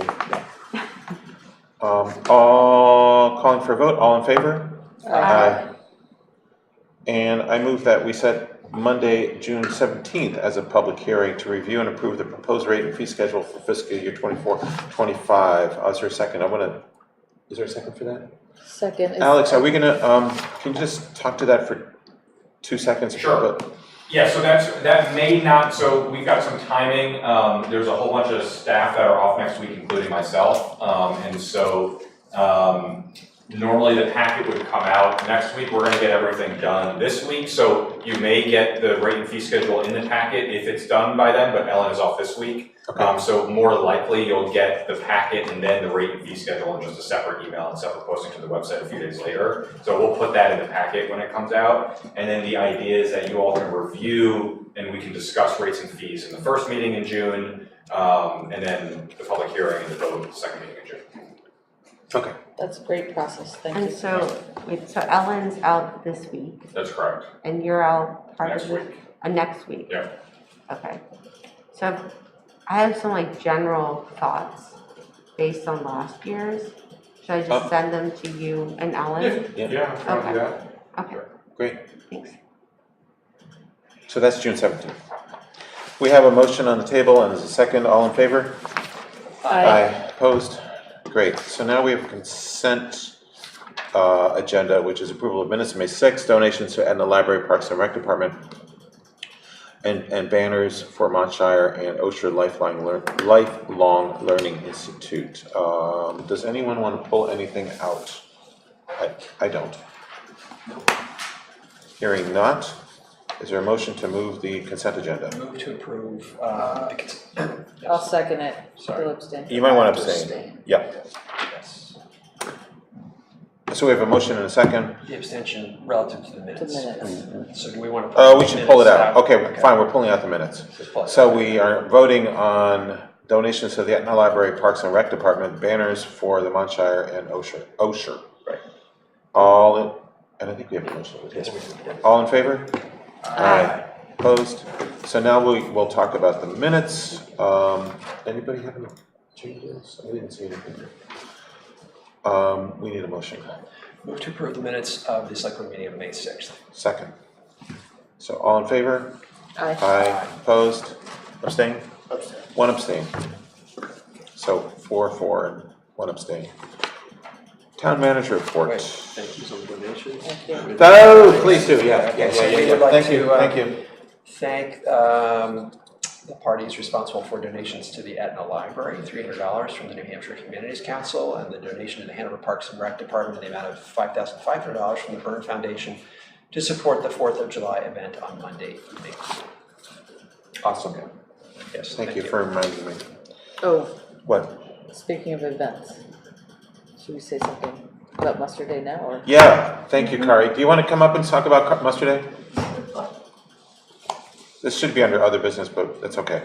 Okay, so again, I guess this is just a plug for anybody who is listening this late in the meeting or maybe catching it on the Upper Valley. This is early, I might add, this is early. For us. For us. 9 o'clock. But yeah, things are moving ahead very smoothly for, I think it's the 63rd Memorial Mustard Day. Kari, what is Muster Day? Yes, what is Mustard Day? Well, it was back, its origins are the early 19th century when there was a citizen military. And once or twice a year, they would meet at the parade ground in Hanover Center or sometimes the Dartmouth Green, and they would do drills and train and so on. And it's called Muster Day because gathering, they mustered together. So that's Muster Day. So the Memorial Muster Day is to honor veterans, those who have served, but it also honors those citizen military that used to drill, used to muster. And back then it was a very big community event where everybody came to watch their citizen military. And so we do that in a very small way by gathering at the parade ground in Hanover Center. The Scout Troop 45 presents the colors. Bill Hammond, as I mentioned, Etna resident and former Hanover High School teacher, will give a talk called Sacrifice in Service. He recently followed his father's World War II footsteps across Europe, and I think that is part of what's inspiring his talk, and I think it's going to be very meaningful this year.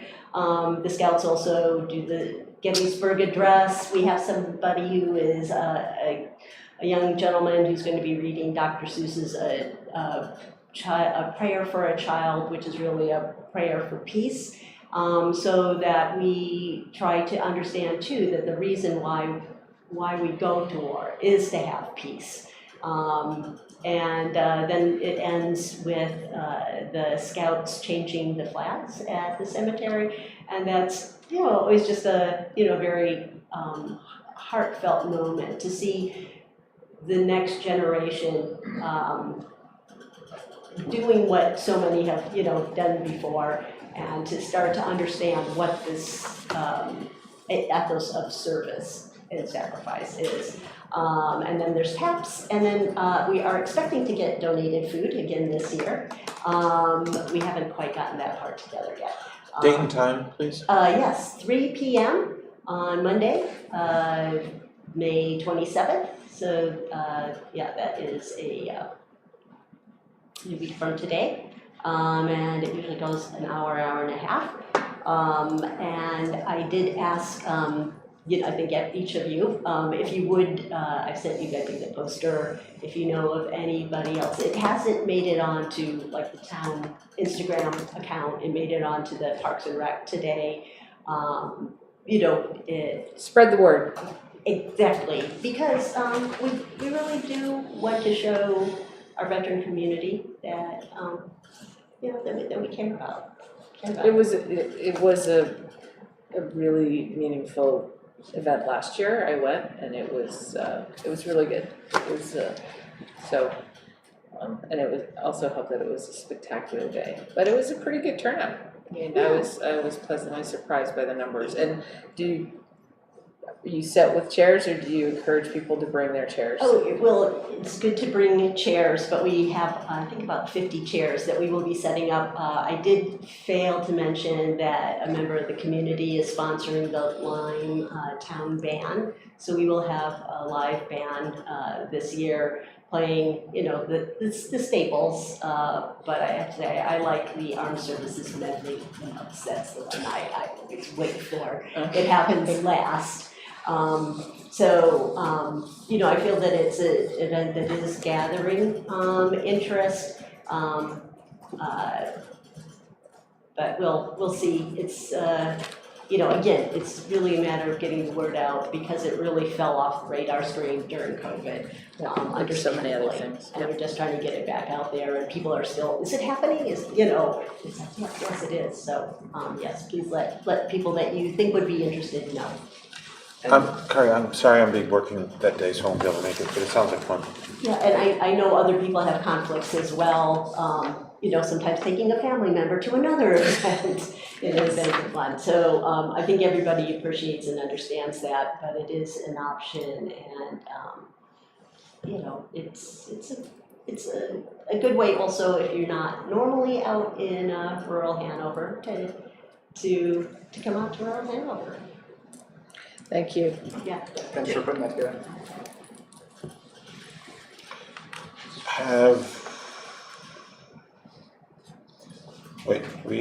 Now we're down to town manager report, correct? It is a hefty one. Yep. Lots of stuff. So this is a pretty short one. I'm sort of off timing wise because I did a little bit of a report before town meeting.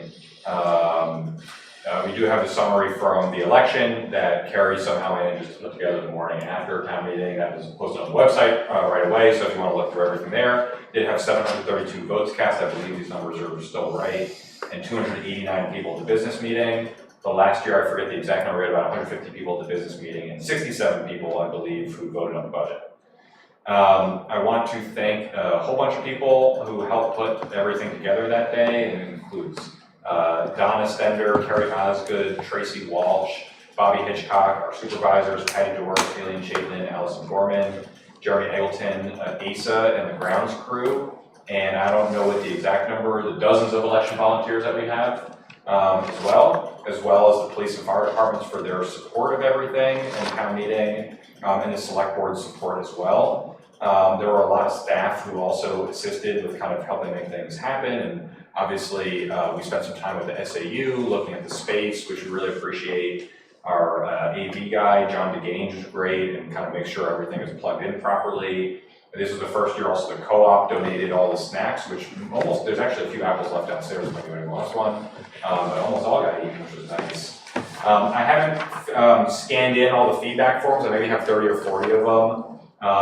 The layout and everything was super positive. There were only 2 comments that were anything other than, "This is great, please do this again." One was a person who really did not like the seating. They thought the bleachers were easier to see the stage. He talked to me beforehand. Yeah, they were not happy with that. And I will say the riser was a little lower than, I thought it was gonna be a little bit higher. So I think, if we do that same sort of thing again, we bump that up, another 6 or 12 inches just to make the angles a little better. But come on, those chairs were so much more comfortable. Well, and then one person said they think the chairs were too comfortable, which I appreciate.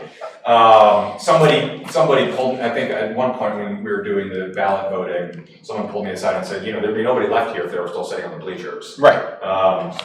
So just appreciate all of you kind of giving us the okay to mess with that a little bit. I know, as I certainly saw, like while sitting up there, and also when we were doing the ballot voting, I was sort of walking around handing out some of the forms, like tables, people were talking to each other. And a few people talked to me afterwards and said it was really nice because they sat down with someone and then they talked to that person, and that felt kind of more community oriented, which was exactly what we were going for. So that was just kind of nice to hear. A couple, I don't have a whole lot of events here. There is one that I'm hoping to make it to, which is on Wednesday, which is Live Free or Die, the contested history of the words on their license plate. That's at Trumbull Hall. It's at the library event Wednesday at 6:30. I think Live Free or Die is by far the best state motto, but it is sort of misunderstood and has a really interesting history dating back to the Revolutionary War. So that should be an interesting one. Can you remind me, do you remember who's speaking? Oh, yeah. I forget his name. He's doing a bunch of them around the state. Okay, okay, it's okay, I can look it up, I didn't, it's fine, I can look it up. There was a time when people were crossing it out, and then I believe the AG said you couldn't do that. There's some issue with on your license plate. Yeah. Yeah, I heard about that. It was a while ago.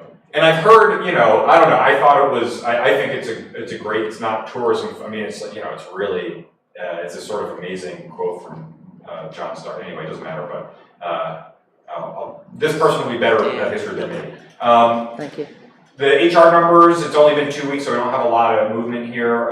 We did have one hire, which was a part-time person who retired and then rehired and nobody left employment.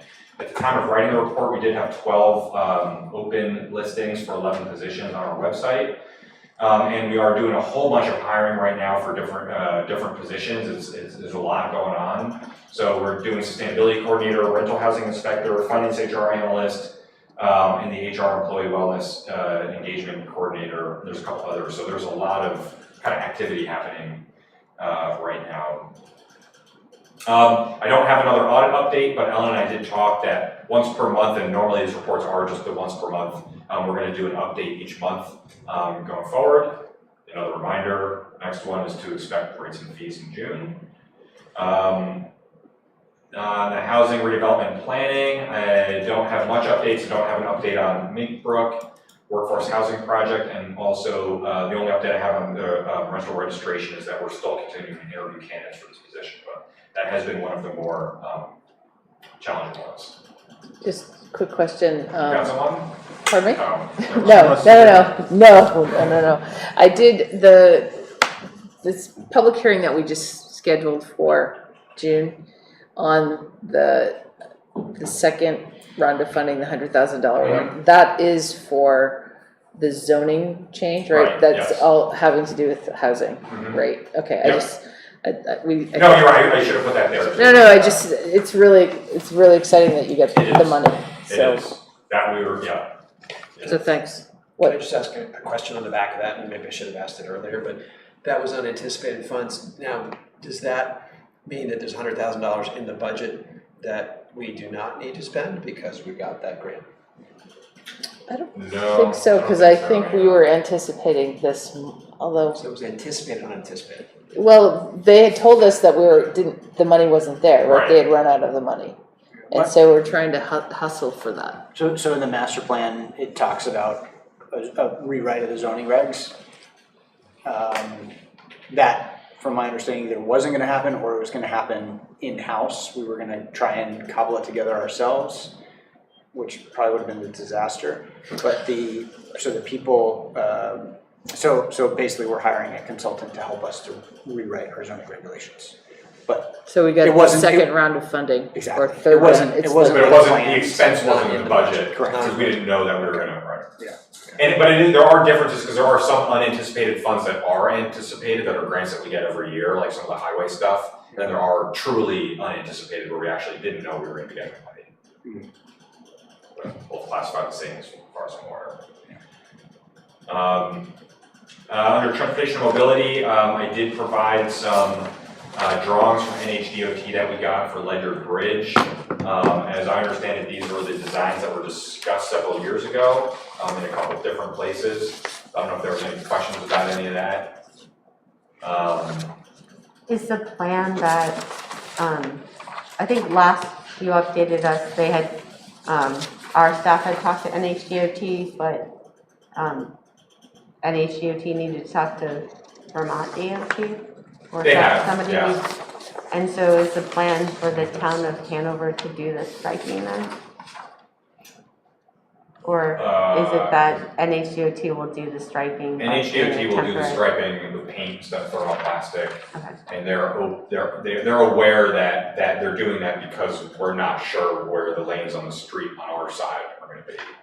So we can grind that down and do it again. But it looks like there are actually bike lanes There are. There should be painted 7. on this. Yeah. Yeah, yeah, with, Just not sure. sure, with, bike lane markings and everything. Jenny, Yeah. the left turn coming from Norwich to Hanover, Yeah. I It's a know, killer they're putting the cut. median back because okay, when we asked, they said that's outside the project scope. Yeah, it's torn up and now getting put back, but that is a part that we may need to, or want to look at again. Though that would be hard to look at again, because that's actually gets into Vermont. No, he's Wait, talking I'm about talking the about, no, median, turning into just Tuck beyond Drive. Old Tuck Drive. Yeah, the project area technically ended in the middle of Old Tuck Drive, even though they tore up the street way east of that. They had to tear it up east of that to do the work on the bridge. Like they needed this bridge. And they're But it's replacing, technically outside of the project area. And now they're replacing it, but we maybe don't want it that way. And so it's maybe fine and maybe, like it would have been nice to coordinate the plans so that we're not, doing work tearing it that- up again, Yeah, so it would be torn up is that your 3 times question? potentially. my question was, what do you think is safest? There's some specific concerns around, Old Tuck Drive and Wheelock and the bridge. I don't know if you want to hear them here, but Well, There's as long as like they're the- being, are they being discussed, is really what it, Hanover Bike Walk detailed the concerns, like all of the places where there's trouble based on where there are crashes and what people have experienced and where they find it harrowing. And pass that along to our staff, the planning board, and the Dartmouth planning. Just so everybody knows, and it basically builds off of that original charrette, how it's broken down into different segments, and details the concerns. There's lots of different ways to address those concerns, depending on, what type of streetscape you decide to put together. got it, But thank yeah, you. that's a trickiness where there seems to be visibility and turning issues, particularly for, people on bikes are getting hit is a problem. Okay, Yeah. thank you.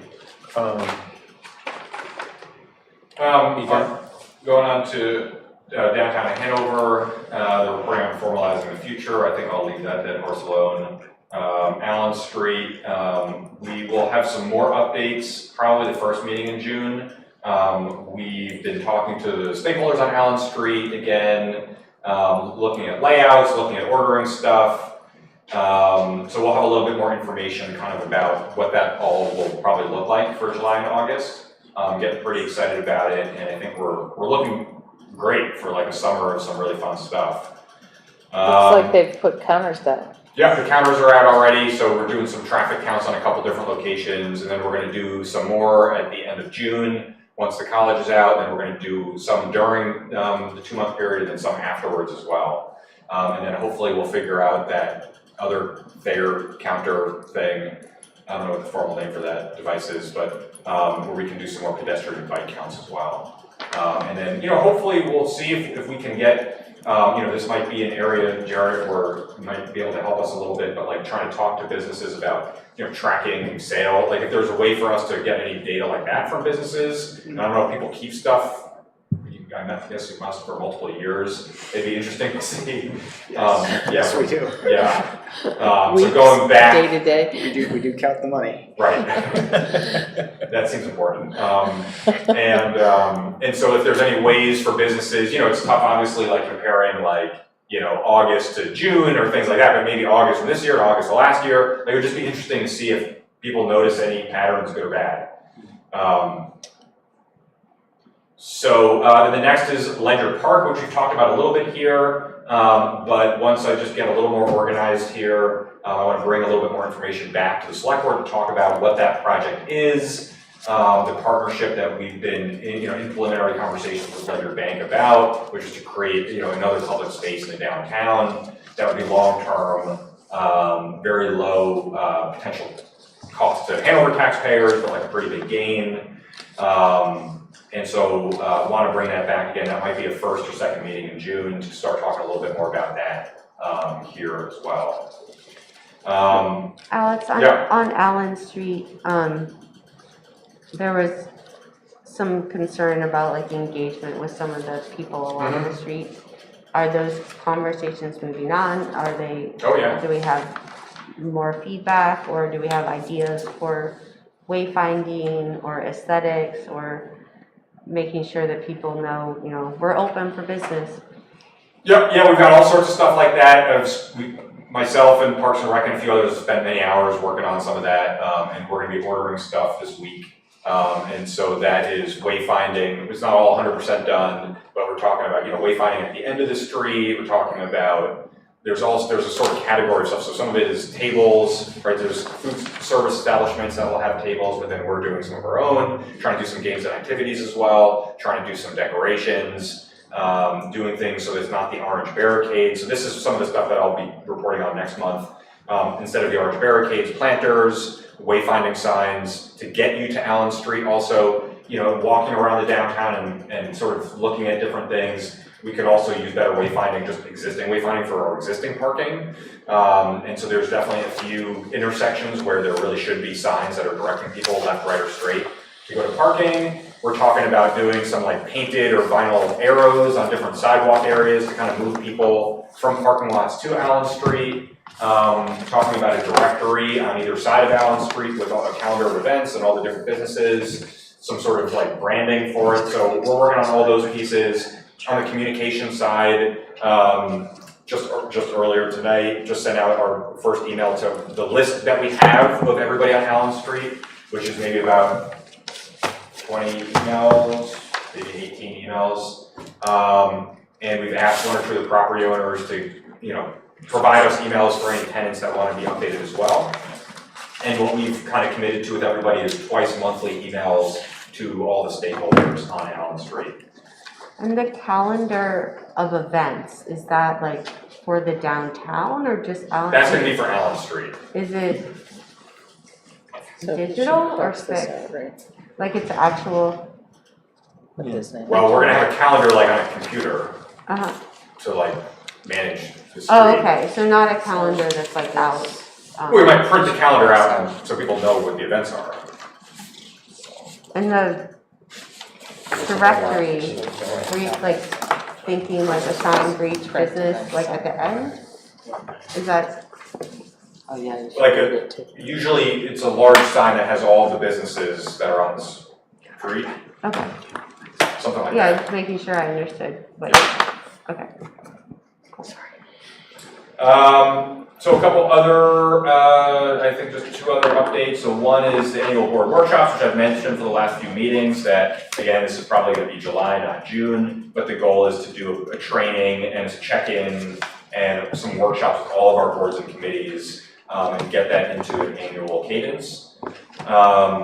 And so what Tracy and I are doing is taking materials sourced from other towns, from NHMA, kind of putting things together based on what we've noticed, and try to put content together that is covers general stuff like updates to Right to Know, but also specific stuff like we're trying to put together a way for boards and committees to be able to be more compliant with 91A with email records, but we don't, unless you all want to spend like hundreds of thousands of dollars on emails, we can't give everybody an email address who's on every board or committee. So trying to figure out strategies for that, and then training people on the strategies that we're using in Hanover specifically. So the last thing is this issue that I just wanted to bring up here. I did send it to Jenny recently to sort of take a look at it and bring back the bike walk. But again, trying to put everything on my report for the whole board as well. So there is this issue on this town-owned property. If people look at the map, which is between Courier Place and Hovey, and we have this paper street that is where there really normally would just be a utility easement, but for some reason we actually own the property. It's a bit of a weird parcel. I don't know if at one point it was going to be a street or a walkway or something. There are some kind of, I would say in some cases, some pretty bad water and stormwater issues back there. I've gone out and met with the residents a couple times, so it's Pete and Rob. Excuse me. And part of that is because we don't or can't regulate a lot of stormwater issues on single-family private property, which is sort of surprising, the degree that people can remove trees with no consequence, especially for a state that considers itself so forested. So we are looking at some ideas there of ways that might be advisory in nature that help residents go through a process where there's not a regulation about what they can and can't do, but maybe it provides them advice on how to landscape without taking every 75-year-old tree on your property down or something like that. So that's contributed a little bit to some of the runoff and erosion issues back there. But the real reason that there's a problem there is just there's no real ownership of, we own it, but we don't do anything with it. And so what I would like to do from my perspective is we should go in a direction here. If we own the property, we should do something with it. We should analyze it and evaluate it and put it into our capital budget the way that we should with all of our other properties, or we should sell. But we're in this kind of weird purgatory with this space where we own it, we have responsibility for it, but we don't have any plans for it, there's nothing in the budget about it, and it's just sort of sitting there. So initial reading is that it sort of looks like it would be actually a nice connection point, which if you look at the use of the grass, people are using it certainly to walk between Hovey and Courier, but if that were some higher priority, that could be a nicer kind of greenway between those two roads. So I asked if Jenny and Bike Walk wouldn't mind taking a look at that at some point and just trying to evaluate and basically, do we think there's value here? Should we talk more about it? Does this go to Buell Street as well? No. From the I don't paper? think so. 'Cause It's Courier. But it looks like it maybe goes also to Buell Street between 48 and 49. That is definitely a different lot. I don't know if we own that lot, but that is a different lot. That's there's like a little strip. And then Yeah. it goes up to Ledyard, of course, but that's a giant hill, but as well, right? I I just wanted to make sure I understood where.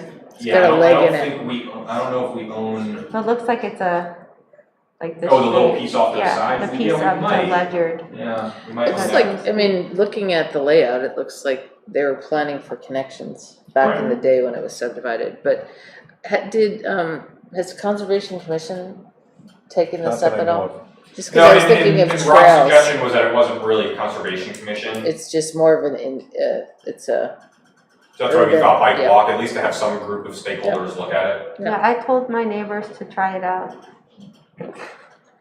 I Yeah. rode my bike down and it was fun going down. I think going back up might be hard, other than walking. But it doesn't really save you much time, but there's a blind, if people are not being respectful on Buell, it can be pretty harrowing. In general, Buell is pretty calm, but every once in a while, I guess someone's late. And we don't, I'm looking at our GIS, we don't own that strip. The Yeah. skinny one? The one to Buell, yeah. Between 48 and 49, Mhm. and that's just, it is a parcel though? Mhm. Yeah, it looks like it's owned by the same as the one next door. We probably threw it up. Oh, which one? The 49 or 48? 48, Okay. 47, 47, 48, same owner. yeah, and that little strip there. Yep. Looks like. So that's everything. Thank you. Thank you. Select board reports, Joanna.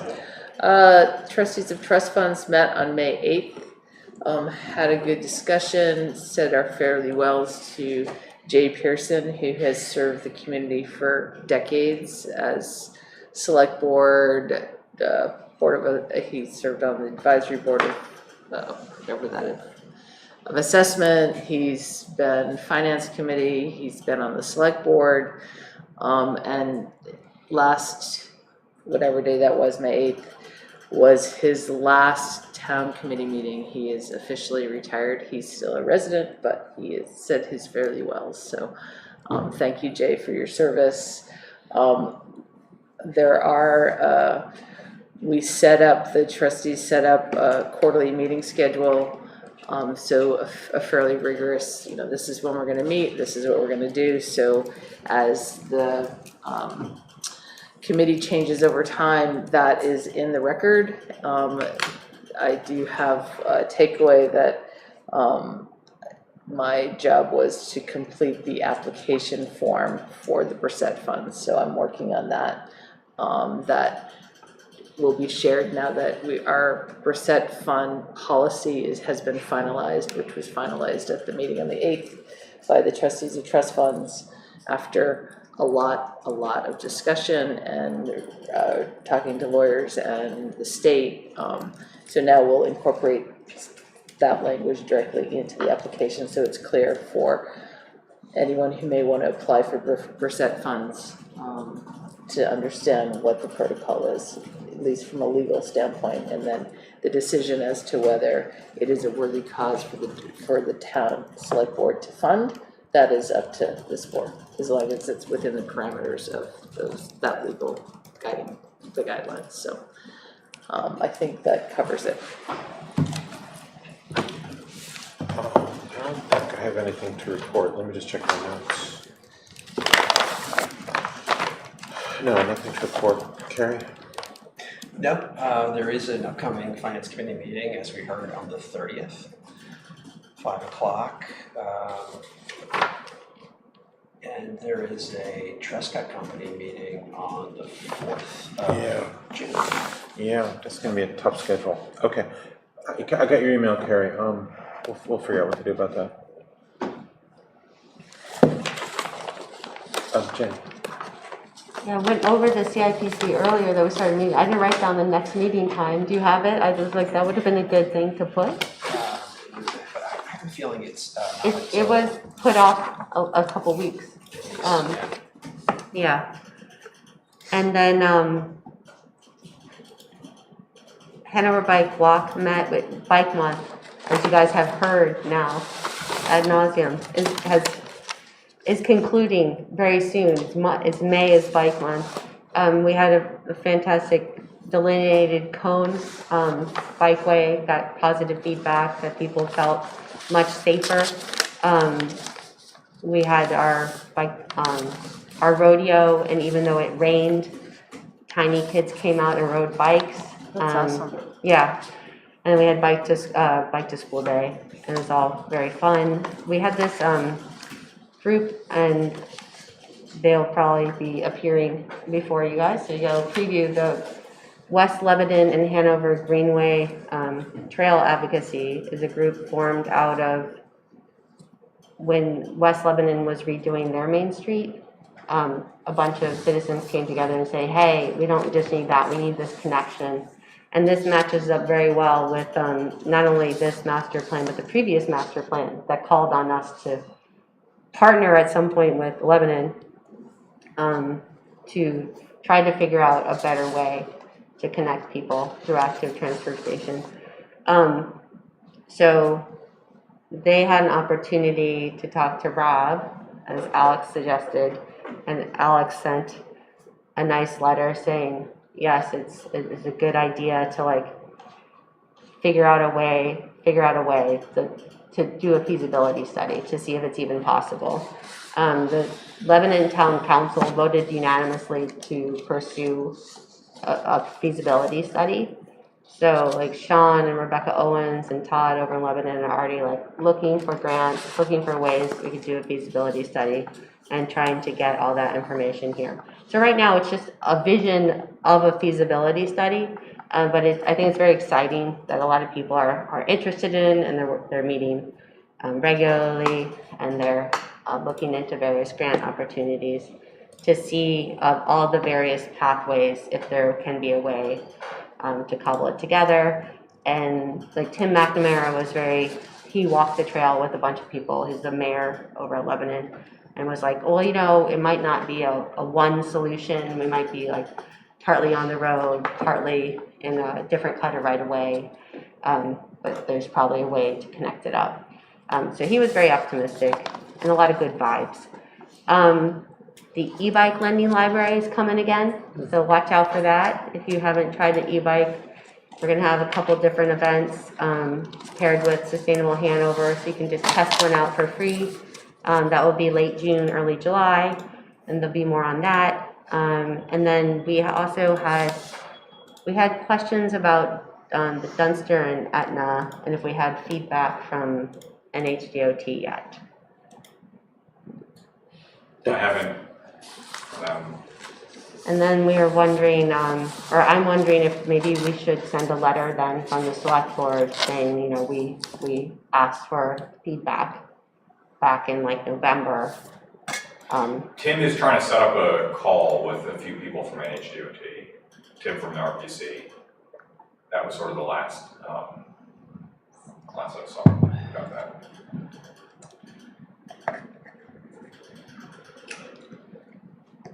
So, What are you saying? so you're asking Yeah. for the select board to, Is NHDOT like not responding? Because the last report was like they weren't responding, right? Or they Well, I haven't given updated that and that they did respond, and we did. Oh, okay. Yeah, I mentioned in the last meeting that they did respond, and Tim was trying to set up a call with them and us. Because they sent a very long email that was a little confusing, didn't seem to be inclined towards working with us on either of those. So that's where we left off. Okay. And they responded for both areas? Mm-hmm. Okay. so do you think your advice is wait and see, or do you want the select board to write a letter saying? I mean, I escalated this to our executive counselor and our state reps. Yep. And then heard back from DOT that day. Uh-huh. So I think They're on it? they're on it now. Okay, But their response was just not particularly, what we wanted. yeah. And Well, so. it wasn't what we were hoping for, but we haven't talked to them yet, so I don't want to prejudge. Okay, so you don't feel, we don't need. Yeah. You got it in hand. Yeah, you I don't think need- so, Okay, yeah, and our state reps and executive council were helpful in Great. connecting that. nice to use them that way. Yeah. Are you gonna time, Jenny?